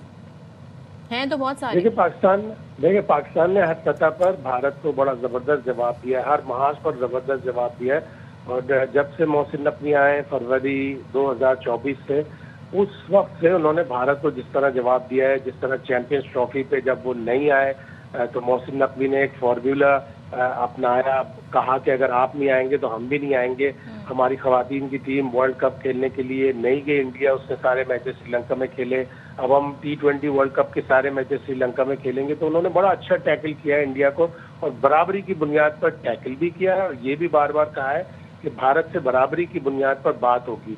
और वो जो खत लिखने जा रहे हैं वो अंडर 19 के जो प्लेयर भारत के थे, जिन्होंने फाइनल में बड़ी बदतमीजी की थी, बड़ा अनएजुकेटेड सा उनका रवैया था, खुसूसी तौर पर वैभव सूर्यवंशी का, उसके ऊपर पाकिस्तान क्रिकेट बोर्ड अपनी एक शिकायत करेगा ICC के गो के उसका कोई खास असर नहीं होगा, इसलिए कि इंडियन क्रिकेट काउंसिल है वो ICC पूरी की पूरी, वहाँ सारे इंडियन बैठे हुए हैं, तो उसका इतना असर नहीं होगा। लेकिन इंडिया में खुद आवाजें उठी हैं, इंडिया के बड़े मोहतबर जर्नलिस्ट ने अंडर 19 क्रिकेटर्स के ऊपर तनकीद की है कि उनको पहले खेल को अच्छी तरह, खेल को खेल की रूह की तरह से खेलना चाहिए, और जब शिकस्त हो तो उसको खुशदिली से कबूल करना चाहिए। और खिलाड़ियों का रवैया अच्छा नहीं था, ये भारतीय सहाफियों ने खुद कहा है। तो जब भारतीय सहाफियों ने कहा है तो अंडर 19 के क्रिकेटर्स को एक वार्निंग, एक तंबीह ICC की तरफ से जरूर होनी चाहिए। बिल्कुल ठीक है, thank you so much Shahid Hashmi हमारे साथ। अब आप लोग तैयार हो जाएं भरपूर एक्शन के लिए जो कि श्रीलंका में होने जा रहा है नेक्स्ट ईयर ज़्यादा दूर नहीं है, जनवरी की, और नेक्स्ट ईयर की मैं बात कर रही हूँ। तो बताइए कहाँ जश्न की तैयारियां हो रही हैं? प्लान्स हैं वैसे न्यू ईयर्स के? आपके क्या प्लान्स हैं? हम तो भाई आप लोगों को बाखबर करेंगे। यहाँ पे गवर्नर हाउस में फायरवर्क्स हो रहे होंगे, वो देखेंगे जाके। फायरवर्क्स देखेंगे, सुबह ऑफिस कौन आएगा? ऑफिस भी आना है। ओह यस, आई फॉरगॉट कि ये तो वीकेंड पे नहीं आ रहा है, तो वीकडे पे आ रहा है। बट दुनिया भर में तो भाई सेलिब्रेशंस चल रही हैं, अभी से चल रही हैं, कहीं पे डिस्काउंट्स चल रहे हैं, कहीं पर सेल्स लगी हुई हैं, कहीं पर डेकोरेशंस, बॉक्सिंग डे अभी हाल ही में हुआ। अब नए साल की आमद पे न्यूयॉर्क के टाइम्स स्क्वायर में जश्न की तैयारियां शुरू हो गई हैं और उरूज पर हैं, जहां मशहूर क्रिस्टल बॉल को जगमगाने का इंतजाम मुकम्मल कर लिया गया है और देव हेकल बॉल 5280 क्रिस्टल्स और LED लाइट से सजा हुआ है। जो पिछले साल से ये बड़ा बताया जा रहा है जी, दुगना इसका साइज है, और इस बार जी ये जो क्रिस्टल है, जो बॉल है, इसके इस्तेमाल ने जी रिवायती शान में मजीद इजाफा कर दिया। अभी करेगा, मतलब अभी तो हम देखेंगे ना। अच्छा, नए साल के आगाज़ पर ये जी कहते हैं ना बाकी जो लाइट्स का जो होता है वो तमाम तरह सिलसिला होगा। सो ये बड़े दिलफरेब नज़ारे होंगे जो हम देखेंगे, और बरकी कुमकुमे देखेंगे हम न्यू ईयर के ऊपर, और आसमान जो है वो रंगो नूर में नहाया होगा। تو مجھے ابھی سے ساری اسکرپٹ جو ہے پچھلے سال والی یاد ہے بھائی. اور ہم یہ آپ کو بتا دیں جی 2025 کا لاسٹ سورج کہاں غروب ہو رہا ہے, نیا سورج کہاں سے طلوع ہو رہا ہے. وہ بڑے ویسے نا اسٹریسنگ اور ڈپریسنگ مناظر ہوتے ہیں جب وہ سورج غروب ہو رہا ہوتا ہے نا, کہ آج سال کا آخری سورج غروب ہو رہا ہوتا ہے اور ہم لوگ یہ بیٹھے بتا رہے ہوتے ہیں. بٹ اینی ہاؤ ایک چیز کا آپ نے خیال کرنا ہے, جو ذمہ داری آپ لوگوں کی ہے نا وہ آپ نے نبھانی ہے. انجوائے کریں, آپ لوگ لائٹنگ کریں, آپ لوگ سب کریں, پارٹی کریں, گورنر ہاؤس جائیں, فائر ورکس دیکھیں, بٹ غیر ذمہ دارانہ ہوائی فائرنگ نہ کریں, فائر ورکس نہ کریں. ہوائی فائرنگ نہ کریں, ناٹ غیر ذمہ دار, کریں ہی نہیں ہوائی. یہ کون سا طریقہ ہے بھائی خوشی منانے کا, جشن منانے کا؟ فائرنگ کیوں کرنی ہے, آتشی اسلحہ کیوں استعمال کرنا ہے آپ لوگوں نے؟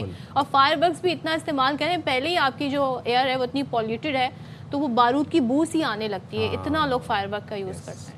جناب اپنا پھر آپ لوگوں نے خیال رکھنا ہے. ہم ذرا ایک بریک لے کے واپس آتے ہیں اور اس کے بعد پھر پروگرام پھر میں ان سے پلان پوچھتی ہوں ان کے کیا ہیں.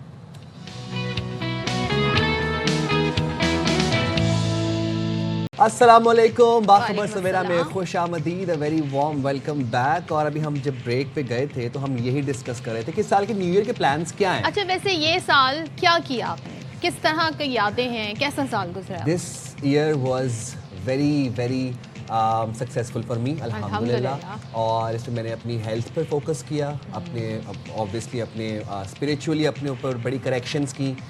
جنگ ہم نے جیتی جو کہ میری زندگی کی سب سے بڑی ہائی لائٹ ہے, اور وہ جنگ میں میں مطلب آن ایئر تھا. یعنی کہ اگر 2025 کی ہم ہائی لائٹ کی بات کریں نا پاکستان کے لیے, تو وہ جو مارکہ حق ہے بنیان مرصوص الحمدللہ, اس میں ہمیں کامیابی. اور سوچیں اس سے پہلے کا پاکستان کیسا ہمیں ڈرا کے رکھا ہوا تھا, کیسا ایک بھارت نے اپنا خوف کریٹ کیا ہوا تھا. ڈرتے تو خیر ہم تب بھی نہیں تھے, لیکن بات دراصل یہ ہے کہ جب بھارت نے کہا نا کہ جی ہم آ کر حملہ کریں گے, اور بھارت کہتا تھا جی چلے انہیں دیکھ لیں گے, لیکن بھارت کو جو ہم نے جواب دیا تو اب انہیں لگ پتہ گیا ہے اور دنیا پاکستان کی معترف ہو رہی ہے. تو الحمدللہ پاکستان کے لیے سال بہت اچھا گیا ہے ان ٹرمز آف لائک جنگ. ویسے کوئی اچھی بات نہیں, لیکن جب آپ پہ جنگ مسلط کر دی جائے تو آپ کو بھرپور جواب دینا چاہیے. اور دعا گو ہیں کہ اگلا سال بھی ہمارے لیے سلامتی والا سال ہو, ترقی والا سال ہو, خوشحالی والا سال ہو ہم سب کے لیے. آمین آمین. اور جہاں پر ہم نیو ایئر کے پلانز ابھی ڈسکس کر ہی رہے تھے, تو وہاں پر میں آپ لوگوں کو یہ بتانا چاہتا ہوں کہ بھائی ہم ویک ڈے آ رہا ہے تو ہمارے تو کوئی نیو ایئر کے پلانز نہیں ہیں. ہم نے تو اگلے دن آ کے بیٹھنا ہے, آپ لوگوں سے ملنا ہے 9 بجے. بٹ پاکستانی خلاباز جو ہیں وہ تیاری کر رہے ہیں اگلے سال چاند پر جانے کی. اچھا مون پر واک کریں گے, یہ وہ مون واک نہیں ہے, یہ ایکچوئل مون پہ واک کرنے. یہ ہوتے ہیں new airplanes just by the way. کیا بات ہے, چاند پہ ہی جا رہے ہیں, اور جس سے نہ صرف ملک بلکہ پوری دنیا میں پاکستان کے خلائی شعبے کی قابلیت نمایاں ہوگی, اور پاکستانی اور چینی حکومتوں کے درمیان اب مضبوط تعاون کے ساتھ یہ منصوبہ عملی شکل اختیار کرے گا. اچھا ابھی تک جی 6 مشنز ہیں جو چاند پر گئے ہیں, اور سب سے پہلا تو سب کو یاد ہوگا جناب وہ جی اپولو مشن تھا, جو کہ جناب 1969 سے 1972 تک گیا تھا. 12 لوگوں نے ابھی تک چاند پر واک کی ہے, اور 6 ممالک ہیں جن کا جھنڈا وہاں پہ لہرایا گیا. پتہ نہیں وہ ابھی تک وہاں لہرا رہے ہیں کہ نہیں, یہ ہم نہیں جانتے. لیکن اب یہ کہا جاتا ہے جی بڑا اب پیسہ جی اسپیس شٹل اور اسپیس اسٹیشن میں لگ رہا ہے, یہاں پہ اب مشن کام ہوگا. لیکن پاکستان جناب یہاں پر جانے کی تیاری کر رہا ہے, ہمارے لیے ایک بڑا اسٹیپ ہے, اٹس اے بگ اسٹیپ آپ. تو چلیں جی بات کر لیتے ہیں. ہمارے ساتھ موجود ہیں ڈپٹی چیف مینیجر اسپارکو شہنیلا. السلام علیکم شہنیلا, کیا حال ہے؟ تو فائنلی ہم چاند پر واک کرنے جا رہے ہیں. صدف اس میں چھوٹی سی ایک چیز کلیئر کرنا چاہوں گی. ہمارے جو ہیں یہ 2 پروگرامز ہیں. ایک ہمارا جو MOU سائن ہوا ہے وہ چائنیز مینڈ اسپیس ایجنسی کے ساتھ ایسٹروناٹ پروگرام ہے, جس کے اندر جو ہے وہ نیکسٹ ایئر انشاءاللہ چائنیز اسپیس اسٹیشن پہ کچھ ایکسپیریمنٹس کرنے کے لیے ایز ایسٹروناٹ پاکستانی ایسٹروناٹ انشاءاللہ ول بی دیئر. اور ایک ہمارا دوسرا پروگرام ہے جو کہ لونر مشن ہے, جس میں ہمارا جو انڈیجنسلی ڈیولپڈ روور ہوگا جو کہ لونر سرفیس کے اوپر ڈفرینٹ جو ہے وہ ڈیٹا کلیکٹ کرے گا, اور کچھ جو ہے وہ مشن کی کچھ فنکشنالٹیز ہیں جن کو وہ ویلیڈیٹ کرے گا for future lunar habitation let's سے پروگرام آپ کہہ لیں.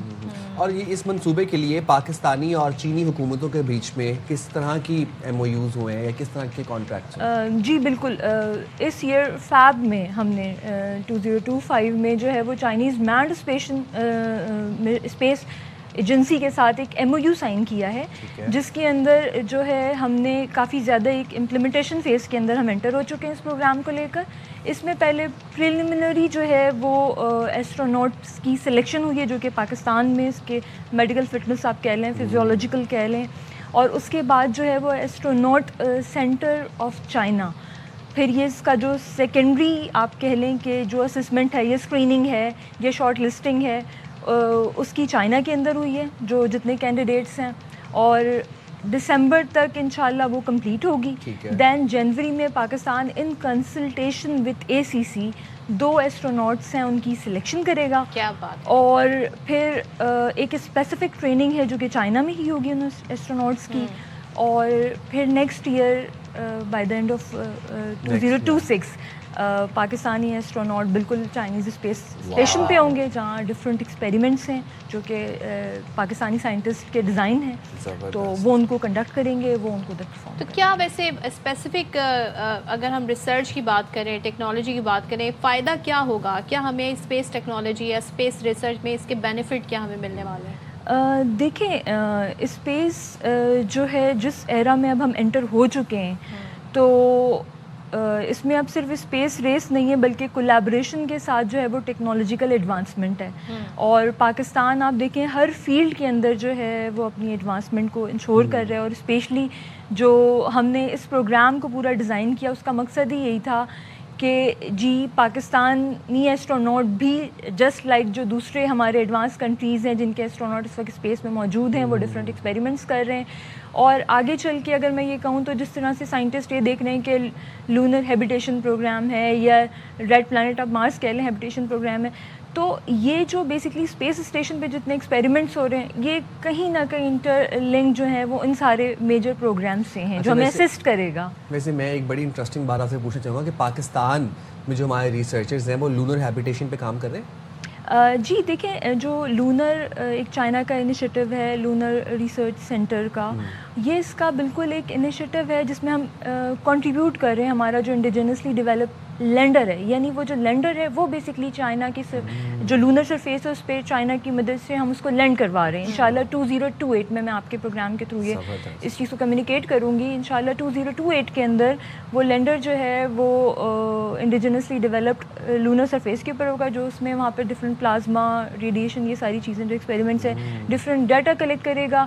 کچھ جو ہے وہ ہمارے ایکسپیریمنٹس ہیں جو کہ کچھ فنکشنالٹیز ہیں ان کو ویلیڈیٹ کرے گا, اور یہ ساری چیزیں ایونچولی جو ہیں وہ لنکڈ انہی ساری چیزوں سے ہوں گی. اچھا ہم اگر 2025 کو تھوڑا سا کہتے ہیں نا اس کو ریویو کریں, اگر ہم اپنی اسپیس میں جو ہم نے ابھی تک ایڈونچر یا جو کہتے ہیں نا وینچر کرنے کی کوشش کی ہے, 3 سیٹلائٹس پاکستانی خلا میں بھیجے گئے, تو اب تک کتنا بینیفیشل رہا ہے 2025 میں جو ہماری ساری اسپیس ایکسپیڈیشنز رہی ہیں؟ دیکھیں 2025 جو ہے it has been one of the best years for پارکو فار ایون پاکستان, کیونکہ ہم نے 3 سیٹلائٹ لانچ کیے ہیں. ایک ہمارے جنوری میں الیکٹرو آپٹیکل تھا, پھر جولائی میں ہم نے ایک اور ریموٹ سینسنگ سیٹلائٹ لانچ کیا, دین ہمارا ایک اکتوبر میں ہائپر اسپیکٹرل سیٹلائٹ لانچ ہوا.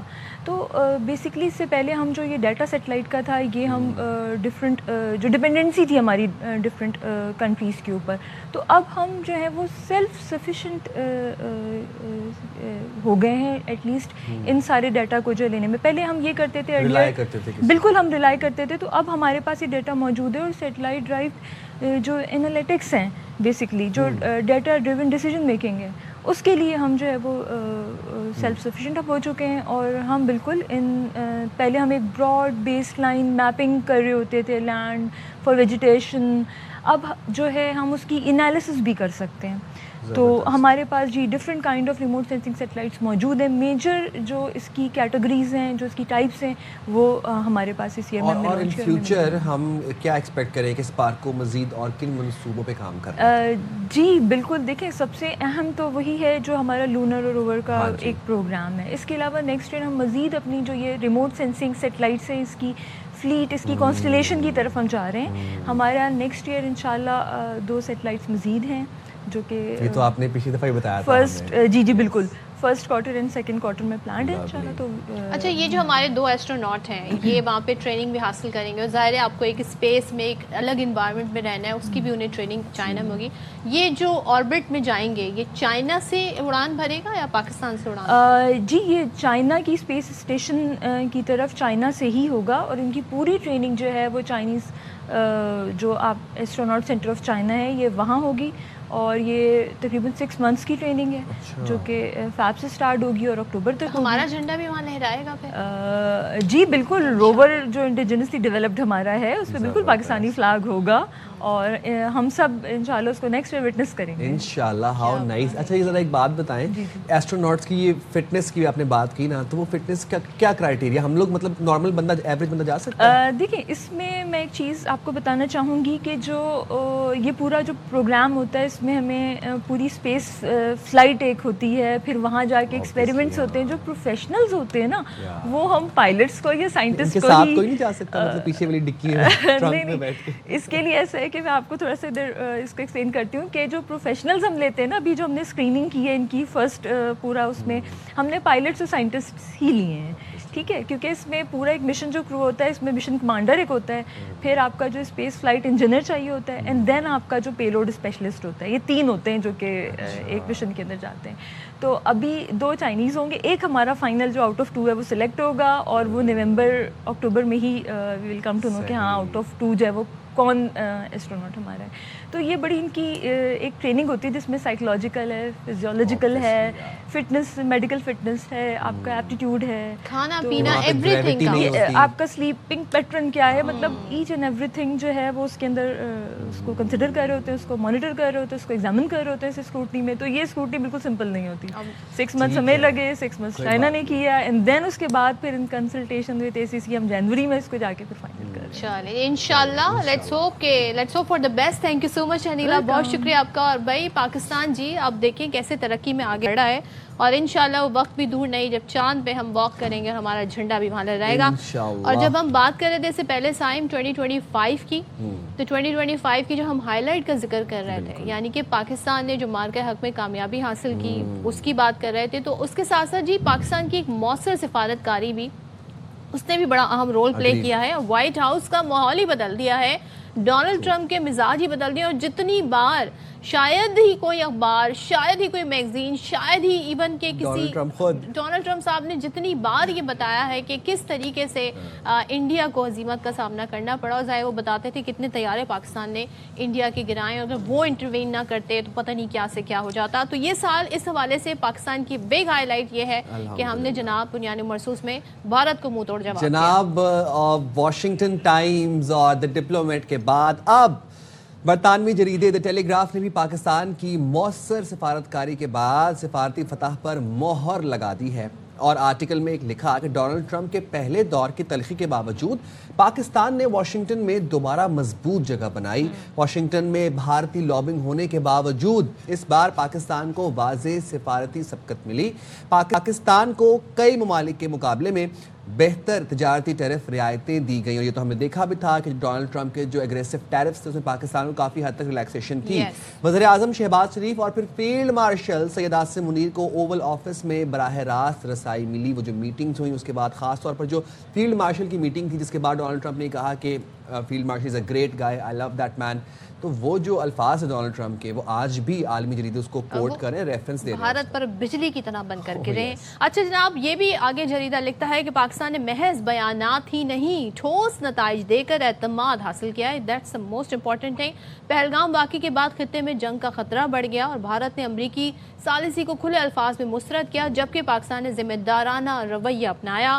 پاکستان کا ٹرمپ کو نوبیل انعام کے لیے نامزد کرنا غیر معمولی سفارتی اقدام تھا, اور وائٹ ہاؤس کو غیر روایتی سفارتکاری سے ہینڈل کیا. تو اٹس اے بگ اچیومنٹ, یعنی کہ پاکستان نے کہتے ہیں نا بالکل ایک غیر روایتی طریقے اپنائے, اور ڈونلڈ ٹرمپ اب دیکھ لیں کس طریقے سے وہ گنگاتے ہیں. بات کر لیتے ہیں دفاعی تجزیہ کار بریگیڈیئر ریٹائرڈ وقار حسن خان صاحب ہمارے ساتھ موجود ہیں. وقار صاحب, ایک اور جریدہ, ایک اور معتبر جریدہ جس نے آرٹیکل لکھا اور لکھا جی کہ پہلے دور کی تلخی جی ختم ہو گئی ہے جو پاکستان کے ساتھ رہی ہے واشنگٹن کی. بہترین سفارتکاری, غیر روایتی سفارتکاری اور بڑے ہی ذمہ دارانہ طریقہ کار پاکستان نے اپنایا اور ٹھوس شواہد کے ساتھ بات کی. اوور آل کیا کہیے گا اس حوالے سے؟ بسم اللہ الرحمن الرحیم, تھینک یو ویری مچ. اصل میں اگر آپ دیکھیں ٹیلی گراف تقریباً 170 سال پرانا اخبار ہے, this is one of the oldest newspaper conservative, تو they are very strict in publishing. تو ایسے اخبار سے اس طرح کے آئی تھنک اوپینین پیسز اور کامنٹس آنا itself is I would say recognition of politico military leadership کی جو ڈپلومیسی رہی ہے. اوور آل اگر دیکھا جائے جتنا آپ نے ذکر کیا واشنگٹن ٹائمز ہے یا باقی اخبارات ہیں جو مین اوپینین میکر ہیں ویسٹ میں، اینڈ ایون آئی تھنک اگر آپ ترکیہ میں آ جائیں، ایران میں، مڈل ایسٹ میں، بائی اینڈ لارج 10 میں آنورڈ پاکستان کا جو آئی وڈ سے ملٹری ڈپلومیٹک گراف ہے بہت اوپر گیا ہے. اور ان نٹ شل کہیں گے کہ 2025 جو ہے پاکستان کی اڑان کا سال تھا اور 2025 بھارت کو جوتے پڑنے کا سال تھا. This is I think precisely what all newspapers اور اوپینین میکرز ہیں. اگریڈ وقار صاحب، اس میں آئی تھنک 3-4 مین ریزن.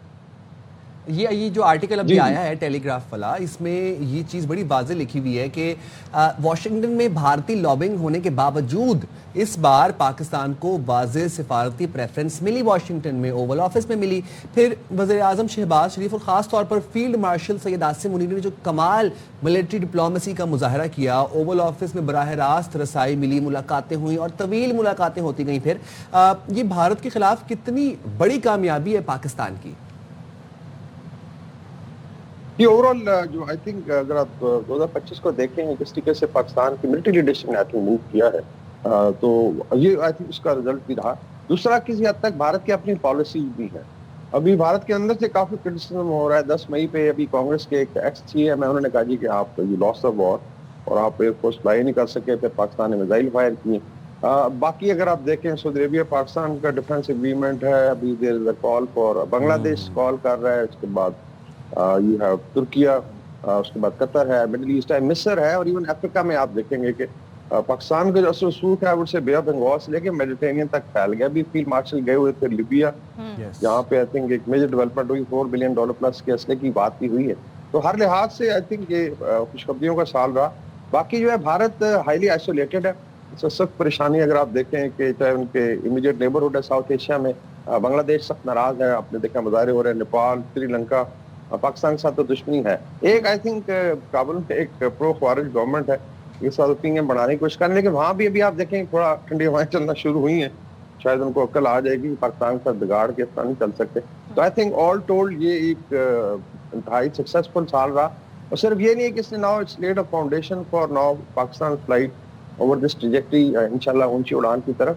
اور آپ دیکھیں گے کہ 2026 میں مزید ڈپلومیٹک سکسیس بھی آپ کو ملے گی، اکنامک سکسیس ملے گی. اس کے بعد ڈیفینیٹلی سیکورٹی فیلڈ میں Pakistan will be considered is being considered as I think the super state of South Asia. تو یہی بالکل آپ نے صحیح کہا کہ 2025 میں الحمدللہ جو پاکستان کا ایک نیا امیج عالمی سطح پر سامنے آیا اور جس کا اعتراف دنیا بھر میں کیا جا رہا ہے، عالمی جریدے بھی کر رہے ہیں. اب نئے سال سے وقار صاحب ویسے ایکسپیکٹیشن کیا رکھی جانی چاہیے؟ ہمیں ان تمام تر جو ہمیں سراہا جا رہا ہے، جو ہمارے بارے میں لکھا جا رہا ہے، جو کہ بڑی پاکستان کے لیے ایک خوش آئند چیز ہے، ان کو ہمیں مٹیریلائز کیسے کرنا چاہیے؟ مزید اس کو اپنے فیور میں کس طرح کرنا چاہیے؟ جس میں بیسیکلی تو ملٹی ڈومین میں آپ نے موو کرنا 4 بڑی ڈومینز ہوتی ہیں. ڈپلومیٹک آپ نے دیکھ لیا کہ ایک سالڈ فاؤنڈیشن بن گئی. ایون آپ سینٹرل ایشیا کا دیکھیں، وزٹس ہوئے انڈونیشیا، جو all across I think Islamic world and then expanded جو نیبرہڈ ہے. دوسرا جو ہے آپ کا امیڈیٹ نیبرہڈ میں India will remain a challenge, despite کہ انہوں نے بڑی بڑھ کے ماری تھی. میں مئی آنورڈ سن رہا تھا کہ آپریشن سندور 2 جو ہے شاید جون میں ہو جائے گا، جولائی کرتے کرتے دسمبر آ گیا. تو باقی آئی تھنک اسلحہ کافی اکٹھا کر رہے ہیں ٹو کور دا گیپس، لیکن پاکستان انشاءاللہ پلاننگ 1 اسٹیپ اہیڈ. پھر آپ کی مینلی آئی تھی اکنامک، آپ نے دیکھا پرائیویٹائزیشن ہو رہی ہے، اس کے بعد منرلس پہ ڈیولپمنٹ ہے، سی پیک 2 کے آئی تھنک انیشیٹوز کی بات ہے. اور ڈیفینیٹلی پاکستان کی اوور آل آؤٹ لک دیکھیں، بیلنس آف پیمنٹس ہوگی، جی ڈی پی، ڈالر کا کنٹرول جو ہے پرائز کا، تو I am sure economic front پہ بھی انشاءاللہ اچھی ڈیولپمنٹ ہوگی. And then is a for internal جو سب سے زیادہ ہے، جس میں انفارمیشنل بھی آپ شامل کر لیں کہ آپ نے اپنا سولیڈیفائی کرنا ہے دونوں جو فرنٹ لائن کے صوبے ہیں. بلوچستان کے پی میں بھی آپ دیکھیں ایک ٹرینڈ ہے پچھلے 2 مہینے سے، نارتھ سکسیس ہماری طرف سے بہت زیادہ ہے، فوارج کی اور بلوچستان کی کیجویلٹیز زیادہ ہیں، اور اللہ کے فضل سے ابھی چیزیں سولیڈیفائی ہو رہی ہیں. باقی پولیٹیکلی یونائٹیڈ ہوں، اسپیشلی ایڈوائز فار دی کے پی گورنمنٹ کہ آپ اونرشپ لیں اس وار کی اگینسٹ فوارج، اور انشاءاللہ تعالیٰ ویل آل پروگرس. بلوچستان میں پاکستان کا فیوچر ہے، سندھ میں ہے، پنجاب، کے پی، اور اوپر ہمارے ناردرن ایریاز ہیں، آزاد کشمیر کے بھائی ہیں.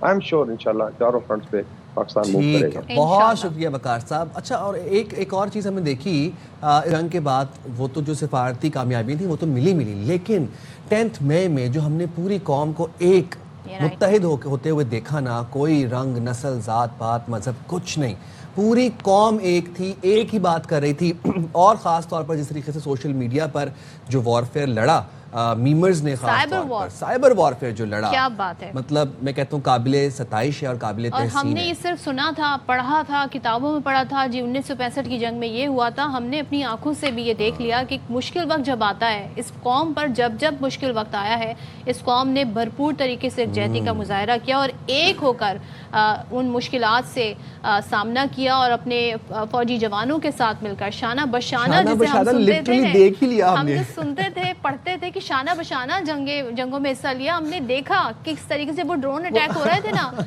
वो लातादाद जो ड्रोन अटैक हो रहे थे, जिस तरह हमारे आम पब्लिक जी हमारे जवानों के साथ मिलकर उन ड्रोन्स को निशाना बना रहे थे, तो भरपूर यकजहती का मुजाहरा और हमने डिबंक किया। हमें अपने आप को भी ये क्रेडिट देना पड़ेगा अल्हम्दुलिल्लाह।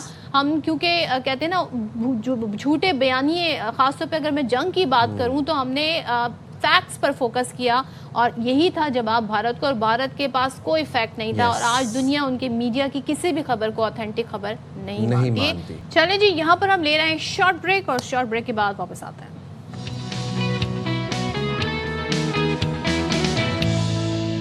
अच्छा जी, अब आपको ज़रा बताते हैं कि जी गवादर के करीब जी समंदर में कहते हैं ना यहाँ पर पानी जी सब्ज नज़र आ रहा है और ये कोई ख़ास एक फिनोमिनन होता है जिसकी वजह से सब्ज पानी दिखता है, लेकिन इसके बावजूद डॉल्फिन्स का एक खूबसूरत ग्रुप जो है एक साथ तैरता हुआ देखा गया। अभी मंजर हम आपको बस दिखाने ही वाले हैं और माहिरीन के मुताबिक ये मंजर इस बात की अलामत है कि समंदरी माहौल अब मुतवाज़िन है, यानी कि खुशी में ये डॉल्फिन जो है जब कहते हैं ना अपने पूरा एक ग्रो लेके, अपना झत्ता लेके इस वक्त मौजूद हैं।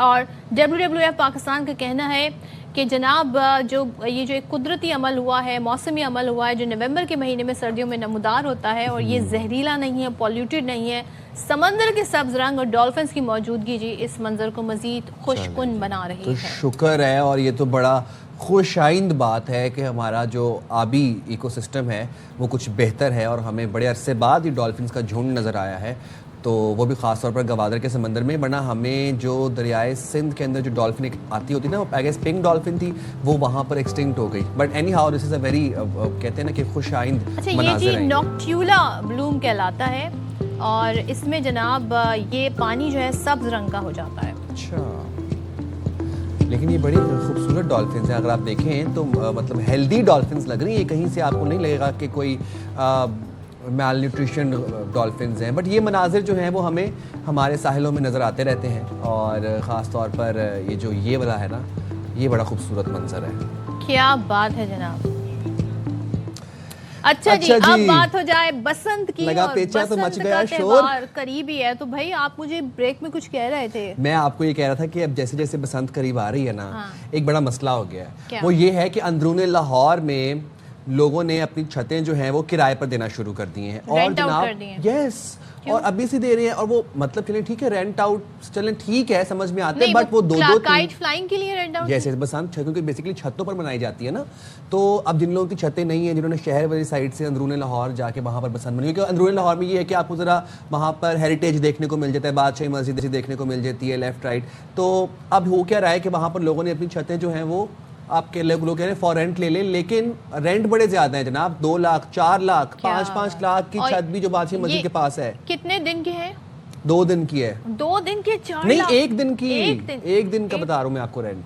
क्या बात है। अच्छा जनाब, ऐसे में पंजाब हुकूमत देखें, हो सकता है शायद कोई एक्शन ले ले इस बात पर, लेकिन ये अभी साइम ने ब्रेक की है। बसंत की जो तारीखें हैं वो तो आपको बता दें कि 6, 7 और 8 फरवरी को लाहौर में बसें रक्शे मुफ्त चलाने का ऐलान किया गया, क्योंकि बसंत है इस वजह से। यानी कि 3 रोज जो है पब्लिक ट्रांसपोर्ट मुफ्त जा रही है ताकि शहरी जो है जी मोटरसाइकिल के इस्तेमाल से गुरेज करें, क्योंकि जाहिर है जो बाइक पर बैठे होते हैं वो ज़्यादा अनसेफ हैं, उनको ज़्यादा खतरा होता है, वो जो डोर फिर जाने वाले वाक़यात होते हैं। और अगर बाइक अगर आपने यूज़ करनी है तो उसके बहुत सारे तरीके हैं जी। इस तरह का एक सेफ्टी रॉड होता है, वो इस्तेमाल किया जा सकता है। हेलमेट का इस्तेमाल ज़रूरी है, चाहे आप खुद बाइक चला रहे हो या आपके साथ कोई बैठा हो, दोनों ने हेलमेट ज़रूर पहनना है। और ये जो اچھا کچھ لوگ گلاس بھی لگا لیتے ہیں آگے. ہاں وہ بھی آئی بلیو کہ وہ بھی صحیح ہے, بٹ یہ ہے کہ جو ایس او پیز آپ کو گورنمنٹ کی طرف سے بتائے جا رہے ہیں ان کو فالو کریں. سیکنڈلی دھاتی زہریلی ڈور نہ استعمال کریں. اس کے بعد جو سائز بتایا گیا ہے پتنگوں کا اسی سائز کے مطابق جو آپ پتنگ خریدیں, اور اگر آپ کو کہیں سے مل بھی رہی ہے اس سائز کے علاوہ تو وہ نہ لیں آپ پلیز. سیکنڈلی ہوائی فائرنگ سے اجتناب کرنا ہے. آپ نے آلموسٹ اراؤنڈ 25 سال بعد لاہور میں اس فیسٹیول کو دوبارہ سے لایا جا رہا ہے کہ 25 سال یہ فیسٹیول نہیں منایا گیا. یہ فیسٹیول جو لاہوریوں کے بڑا قریب ہے ان کے دل کے, وہ بتاتے ہیں جی کیا خوش ایک فیسٹیوٹی کا ماحول ہوتا ہے. لیکن یہ کیوں اس کو بین لگا تھا؟ اس لیے کہ اس طرح کی جو دھاتی ڈور تھیں, جو کیمیکلز ڈور تھی, ان کے پھرنے سے لوگ زخمی ہوئے, لوگ مرے. تو یہ واقعات کی وجہ سے اس پر پابندی لگا دی گئی تھی. اب ود کنڈیشنز یہ پھر سے منائی جا رہی ہے, تو آپ لوگوں نے جو گورنمنٹ نے ایس او پیز جاری کی ہیں اس پر سختی سے عمل درآمد کرنا ہے. لیکن بات یہ ہے کہ جو بسنت کے ڈیز ہیں نا 6, 7 اور 8 انہی میں ہی آپ کو یہ جو پتنگیں آسمانوں میں نظر آئیں گی. اس کے علاوہ اس سے پہلے یا اس کے بعد جو ہے پری اور پوسٹ ایونٹ کچھ بھی نہیں ہوگا. یہ آپ لوگوں نے خیال کرنا ہے. پنجاب میں آپ کو یہ بھی بتا دیں کہ پتنگ کی ڈور پھرنے سے شہریوں کے شدید زخمی ہونے کے 2 واقعات آلریڈی پیش آ چکے ہیں. لاہور کے علاقے گرین ٹاؤن میں پتنگ کی ڈور پھرنے سے موٹر سائیکل سوار اویس زخمی ہوا جو کام کے لیے موٹر سائیکل پر جا رہا تھا. پھر وزیر اعلیٰ پنجاب نے رپورٹ طلب کی ہے. اور دوسرا واقعہ قصور میں پیش آیا جہاں پر پتنگ کی ڈور پھرنے سے 2.5 سالہ زینب فاطمہ, اب آپ 2.5 سال کی دیکھیں بچی زخمی ہو کتنی گئی. چھوٹی بچی ہے. اب ظاہر ہے یہ اس طرح کے واقعات جب ہوں گے تو پھر پابندی تو لگتی ہے. تو یہ جو دھاتی ڈور ہے, جو کیمیکل ڈور ہے, اس پر اس لیے پابندی لگائی گئی ہے آپ کی خوشیاں کسی کے گھر میں صفِ ماتم نہ بچھائیں. تو اسی طریقے سے ہم جب کہتے ہیں نا کراچی میں یا کسی بھی جگہ پر آپ خوشی مناتے وقت, شادیوں میں, نیو ایئر پہ وائی فائر نہ کریں. اسی طریقے سے آپ جب بسنت کا فیسٹیول ہو رہا ہے تو پھر آپ کوشش یہ کریں کہ ایس او پیز پر عمل درآمد کریں. جناب ہم بات کریں گے حسن حفیظ, ہمارے نمائندے ساتھ ہیں. حسن سب سے پہلے تو بتائیے گا جو 2 زخمی ہونے کے واقعات ہیں, خاص طور پہ جو 2.5 سالہ زینب ہے, کیسی اس کی طبیعت ہے, کیا اس حوالے سے اب مزید ایکشن کیا لیا جا رہا ہے؟ دیکھیے صدف, یہ گزشتہ روز واقعہ پیش آیا کہ ایک زینب فاطمہ جو کہ 2.5 سالہ قصور کی وہ رہائشی ہے گاؤں کی, وہ اپنے والدین کے ساتھ ہاسپٹل ہی جا رہی تھی کہ راستے میں کوئی ڈور آئی اور اس کی جو گال ہے اس پہ پھر گئی اور وہ زخمی ہو گئی. اچھا, یہ جناح ہسپتال اس کو منتقل کر دیا گیا. اور ایک اور واقعہ افسوسناک یہی سامنے آیا کہ 25 سالہ اویس نامی جو شخص ہے وہ بھی اسی طرح بائک پہ جا رہا تھا, اس کے جو ہے وہ ڈور گلے میں پھر گئی اور وہ بھی جناح ہاسپٹل میں ہی داخل ہے. آج جو ہے وہ زینب فاطمہ کی پلاسٹک سرجری کی جائے گی, ڈاکٹرز کریں گے. اور جبکہ جو ہے وہ اویس جو ہے اس کو ڈسچارج کر دیا گیا ہے ابتدائی طبی امداد دینے کے بعد. وزیر اعلیٰ پنجاب نے اس پہ گزشتہ روز نوٹس لیا تھا اور سی سی پی او لاہور سے رپورٹ بھی طلب کی تھی. تو یہ صورتحال افسوسناک گزشتہ روز سامنے, جبکہ زینب کے والد وقار نے یہ اپیل کی ہے وزیر اعلیٰ پنجاب سے کہ یہ خونی کھیل ہے, اس کو روکا جائے تاکہ اور کوئی زینب فاطمہ سامنے نہ آئے. جبکہ جو علی ہیں وہ اویس ہیں وہ ڈسچارج ہو چکے ہیں اور ان کو جو ہے وہ ابتدائی طبی امداد کے بعد ڈسچارج کر دیا گیا. یہ بتائے گا ہمیں کہ گورنمنٹ کی جانب سے کیا پروٹوکولز, کیا ایس او پیز بتائے گئے ہیں بسنت منانے کے لیے؟ سائم کا کائٹ فلائنگ جو آرڈیننس ہے, ایکٹ ہے 2025, اس کے مطابق کچھ ایس او پیز بتائے گئے ہیں جس کے مطابق آپ بسنت منا سکتے ہیں. 6, 7 اور 8 فروری کو بسنت کا تہوار رکھا گیا ہے. ان تینوں دنوں میں جیسے آپ نے فرمایا کہ بسیں اور جو رکشے ہیں وہ سواری عوام کو فری فراہم کی جائے گی تاکہ موٹر سائیکل کا استعمال کم سے کم ہو. اس کے ساتھ ساتھ یہ اس آرڈیننس کے مطابق 18 سال سے کم عمر بچوں کو روکا گیا ہے کہ وہ جو پتنگ بازی نہ کریں. اگر اس طرح کی صورتحال یا آرڈیننس پر یا ایکٹ پر عمل درآمد نہ کرنے کی صورت میں پہلی دفعہ 50,000 روپے جرمانہ ہوگا اور اگر وہی وائلیشن ریپیٹ کی جاتی ہے تو دوسری مرتبہ 1,00,000 روپے جرمانہ ہوگا. اور اگر جو ڈور بنانے والے ڈور مینوفیکچرنگ ایسوسی ایشن جو ہے اور کائٹ مینوفیکچرنگ ایسوسی ایشن ہے, ان کو اجازت دی جا رہی ہے, یعنی 2 روز بعد یعنی 31 دسمبر سے ان کو مینوفیکچرنگ کی اجازت دی جا رہی ہے کہ آپ ڈور اور جو کائٹ ہے اس کو بنا سکتے ہیں. اچھا, ڈور بنانے کی بھی کچھ تیار کرنے کی بھی کچھ ایس او پیز بتائے گئے ہیں. دھاتی ڈور استعمال نہیں ہوگی, ڈور پہ کوئی خاص جو کیمیکل جو خطرناک ہے وہ نہیں لگایا جائے گا. ایک نارمل جو ڈور ہے اس کو تیار کیا جائے گا. تو حسن اگر اس کی کیا ساتھ وائلیشن ساتھ ہوگی تو کوئی کریک ڈاؤن بھی جاری ہے اور خاص پرٹیکولر جی آپ نے کائٹ ایسوسیشن کی بات کی, آپ نے ڈور بنانے والی ایسوسیشن کی بات کی, انہی سے یہی رجسٹرڈ ہیں یا باقی لوگوں کو بھی الاؤ کیا گیا ہے؟ ظاہر گلی محلے میں ہر طرح دکانیں ہوتی ہیں, پتنگ کی بھی دکانیں ہیں, ڈور بھی مل رہی ہوتی ہیں, کس طریقے سے ریگولیٹ کیا جا رہا ہے چیزوں کو؟ صدف یہ جتنے بھی جو مینوفیکچرنگ ایسوسیشن ہیں انہوں نے کمٹمنٹ کی ہے اس بات کی کہ یہ کائٹ فلائنگ ایسوسیشن پہلے رجسٹرڈ ہوگی حکومت سے اور وہ پھر اس کے بعد اس کی خرید و فروخت کر سکیں گے. کریک ڈاؤن کی جہاں تک آپ نے بات کی, بالکل کریک ڈاؤن کے لیے ٹیمیں تشکیل دی جا چکی ہیں جو اس آرڈیننس کے مطابق اور اس رجسٹریشن کے علاوہ کائٹ فروخت کرے گا, پتنگیں یا ڈور فروخت کرے گا. اس کے خلاف جہاں گلی محلوں میں بھی چھوٹی چھوٹی اگر دکانیں کھلی ہوں گی اور وہ رجسٹرڈ نہیں ہوں گی تو ان کے خلاف بھی کارروائی عمل میں لائی جائے گی اور ان کو 3 سال تک کی قید جو ہے وہ بتائی گئی ہے کہ وہ ان کو ہو سکتی ہے اور ان کے خلاف کارروائی عمل میں لائی جا سکتی ہے. جہاں تک اندرون شہر کی بات ہے تو یہ اندرون شہر کی ایک پرانی ثقافت ویسے تو چلتی آ رہی ہے لیکن یہ زیادہ منایا جاتا ہے اندرون شہر میں, اور اندرون شہر میں جو ٹیمیں ہیں وہاں پر سخت تشکیل دی گئی ہیں کہ کوئی بھی نرمی نہ برتی جائے اور تحفظ کو یقینی بنایا جائے. اور کچھ مخصوص ایریاز ہیں اگر دیکھا جائے تو ادھر بھی لوگ جا سکتے ہیں, لیکن زیادہ تر یہ تہوار جو ہے وہ اندرون شہر میں منایا جاتا ہے, ویسے پورے لاہور میں ہی, اور اس صورتحال کے پیش نظر جو ہے وہ آرڈیننس پر عمل درآمد کروایا جائے گا. بہت شکریہ حسن حفیظ, آپ ہمیں تمام تر چیزوں سے اپڈیٹ کر رہے تھے. اچھا بات یہ ہے کہ 25 سال بعد پتنگ دوبارہ سے منائی جا رہی ہے لاہور کے اندر, پنجاب کے اندر. اب آپ لوگوں کی ذمہ داری یہ کہ انفرادی طور پر آپ لوگوں نے تو ہوائی فائرنگ نہیں کرنی, ہلڑ بازی نہیں کرنی, جو ڈور کے اور جو گڈیوں پتنگوں کے جو سائز کے جو پروٹوکولز ہیں وہ آپ نے فالو کرنے ہیں. بٹ ایک اور آپ لوگ کام کر سکتے ہیں کہ انفرادی طور پر جو شٹرنگ والی تار ہوتی ہے نا وہ کھمبوں پر یا پھر جو ہائی جو ایسکلیٹڈ روڈز ہیں, پل ہیں, وہاں پر ڈال سکتے ہیں اپنے علاقے کے, تاکہ ان کیس اگر کوئی ڈور اوپر چل بھی رہی ہے تو وہ جو ہے وہ شٹرنگ والی تار میں پھنس جائے اور وہ نیچے جو ہے ٹریفک کو تنگ. جو بائک سوار ہیں تو ویسے آپ اوائڈ کریں بائک پہ ٹریول کرنا, اس دن پابندی بھی ویسے لگائی گئی ہے, لیکن یہ ہے کہ اگر آپ بائک پر ہیں تو آپ نے جناب کوئی آپ وہاں پر گلاس لگا لیں یا کوئی آپ راڈ لگا لیں تاکہ اپنی بچت کا سامان ضرور کریں. اور ہیلمٹ کا تو ویسے بھی استعمال لازمی پنجاب حکومت نے جب ٹرانسپورٹ ہی آپ کے لیے فری کر دی ہے بسنت کے دنوں میں, تو پھر کیوں آپ نے بائک پہ جانا, آرام سے بیٹھ کے جائیں نا, اے سی والی بس میں بیٹھ کے جائیں, وہاں پر تو بسیں بھی اے سی والی چلتی ہیں. کیا بات ہے. چلیں جی اب ہم یہاں پر چھوٹا سا بریک لے رہے ہیں اور بریک کے بعد واپس آتے ہیں.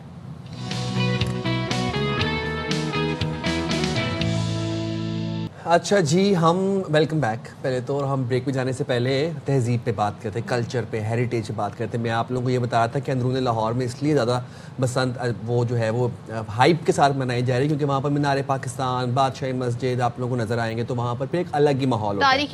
تاریخی ورثے کی میں بات کرتا. اسی طرح ہی تربت کا قدیم تاریخی ورثہ عدم توجہی کے باعث مٹ جانے کے قریب ہے. کتنے افسوس کی بات ہے. اور اس کو کہتے ہیں جناب میری کلات کی تاریخ اور حالت زار پر ہمارے نمائندے نے ایک رپورٹ تیار کی ہے. ذرا سرفراز شاہ کی آپ یہ رپورٹ دیکھیں.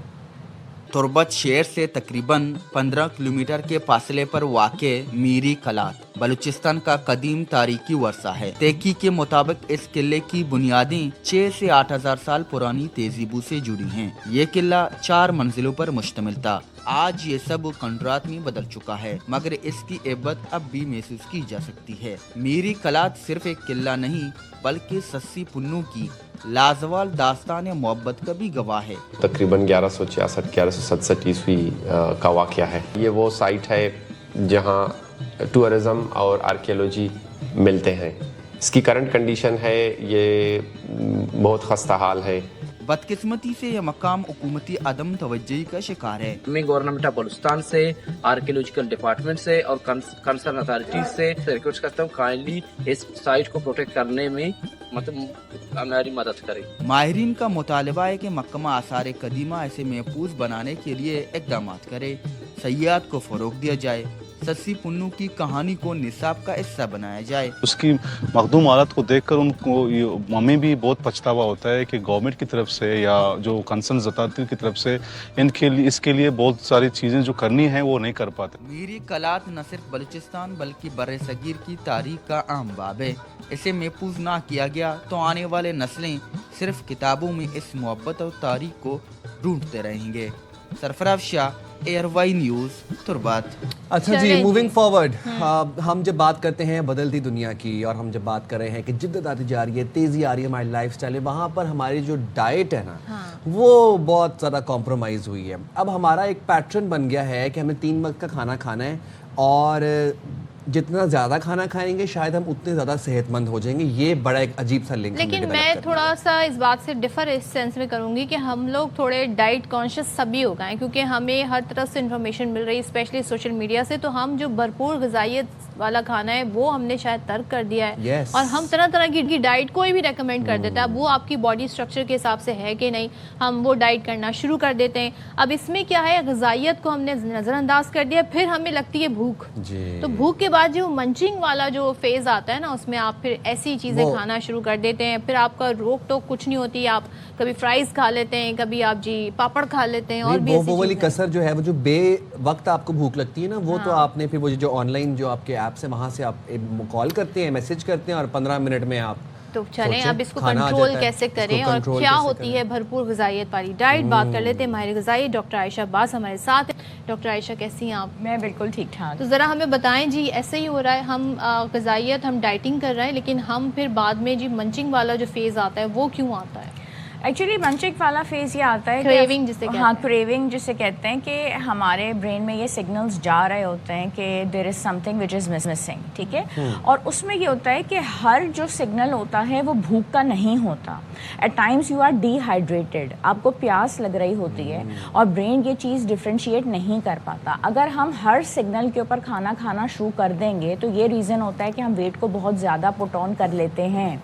जो भी सिग्नल आता है हमें कि हमें कोई चीज़ मिस हो रही है, तो सबसे पहले हमें पानी का इस्तेमाल कर लेना चाहिए, वो हमें सैटिस्फैक्शन दे देता है।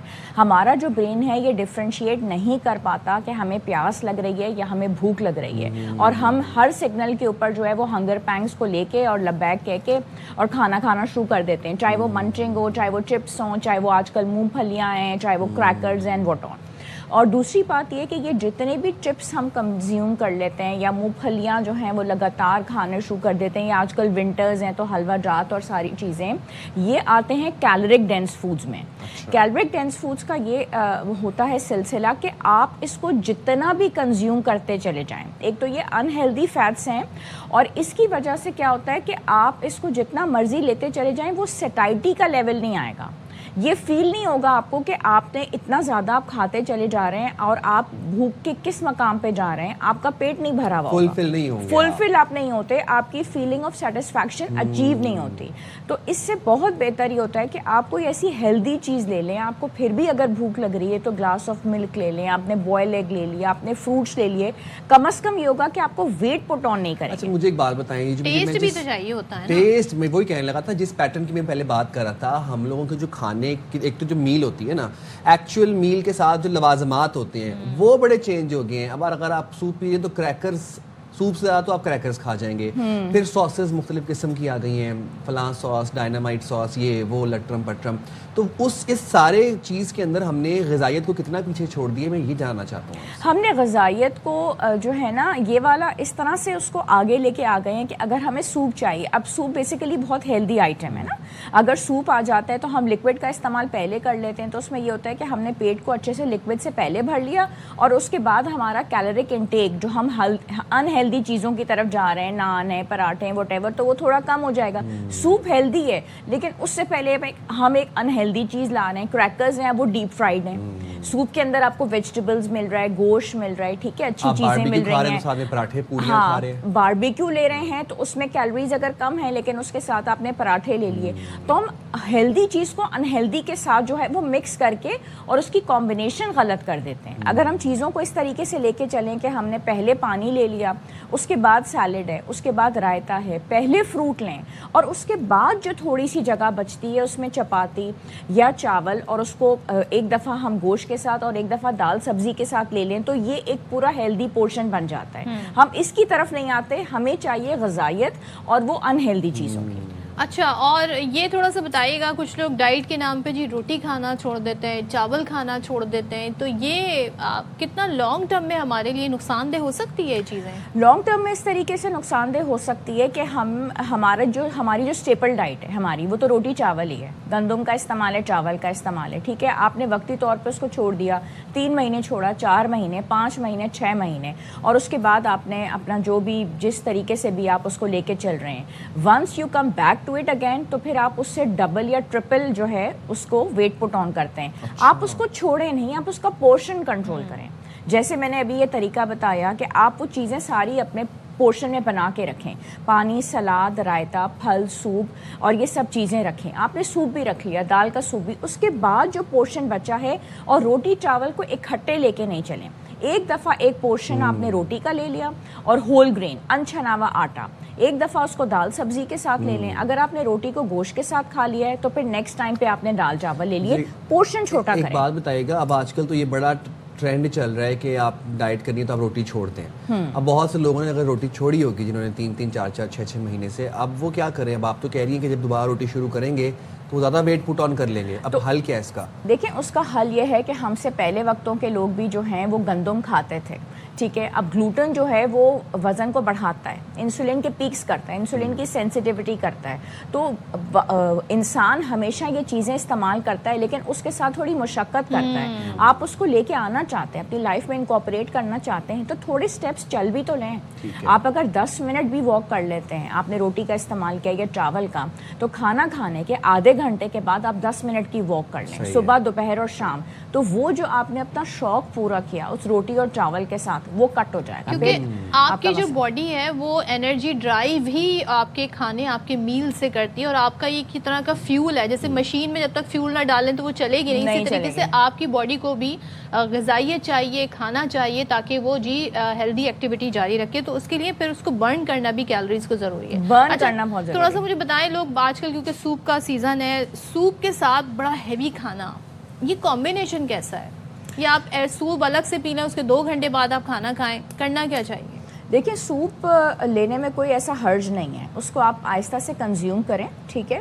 اور اس کے بعد آپ بہت ہیوی کھانا نہ لیں، ہلکا پھلکا ڈائٹ لے لیں، لیکن روٹی چاول کو کمبائن نہ کریں. کوئی ایک چیز لے لیں، یا پھر یہ کریں کہ سوپ کے ساتھ آپ پروٹین لے لیں، آپ باربیکیو لے لیں، ٹھیک ہے، اور اس کے ساتھ آپ سیلڈ لے لیں، دیٹ از انف. لیکن سوپ بھی ہو، اس کے ساتھ میں آپ چائنیز چاول بھی منگا رہے ہیں، پھر اس کے ساتھ آپ نوڈلز بھی منگا رہے ہیں، اور ہر چیز لے رہے ہیں. اور اتنی زیادہ ڈشز کی کمبینیشن میں آپ کو جانے کی ضرورت نہیں ہے. اگر ایک سوپ ہے تو اس کے ساتھ کوئی ایک چیز، اینڈ دیٹ از انف.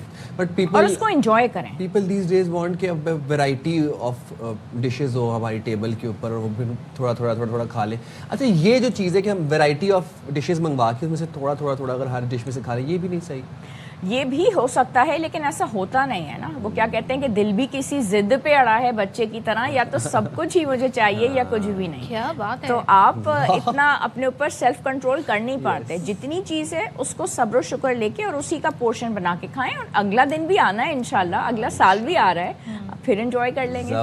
یاد ہو گیا یہ شعر، دل بھی اڑا ہے ضد پہ اڑا ہے بچے کی طرح، یا تو سب کچھ ہی مجھے چاہیے یا کچھ بھی نہیں. واہ واہ واہ. اسی کے thank you so much doctor Ayesha Abbas. اسی شعر پہ پروگرام کو اینڈ کریں گے، اور آپ اپنی اور اپنی صحت کا خیال رکھیں. نیو ایئر پہ بھی آپ لوگوں نے بہت ذمہ داری کا مظاہرہ کرنا ہے. آپ نیو ایئر منائیں، خوشیاں منائیں، دوسروں کے خوشیوں کو غارت نہ کریں، اور خدارہ ہوائی فائرنگ اور ان چیزوں سے گریز کریں، اجتناب کریں. ہمیں دیں اجازت، اور بہت زیادہ خیال رکھیے گا. اللہ حافظ. پاکستان زندہ باد.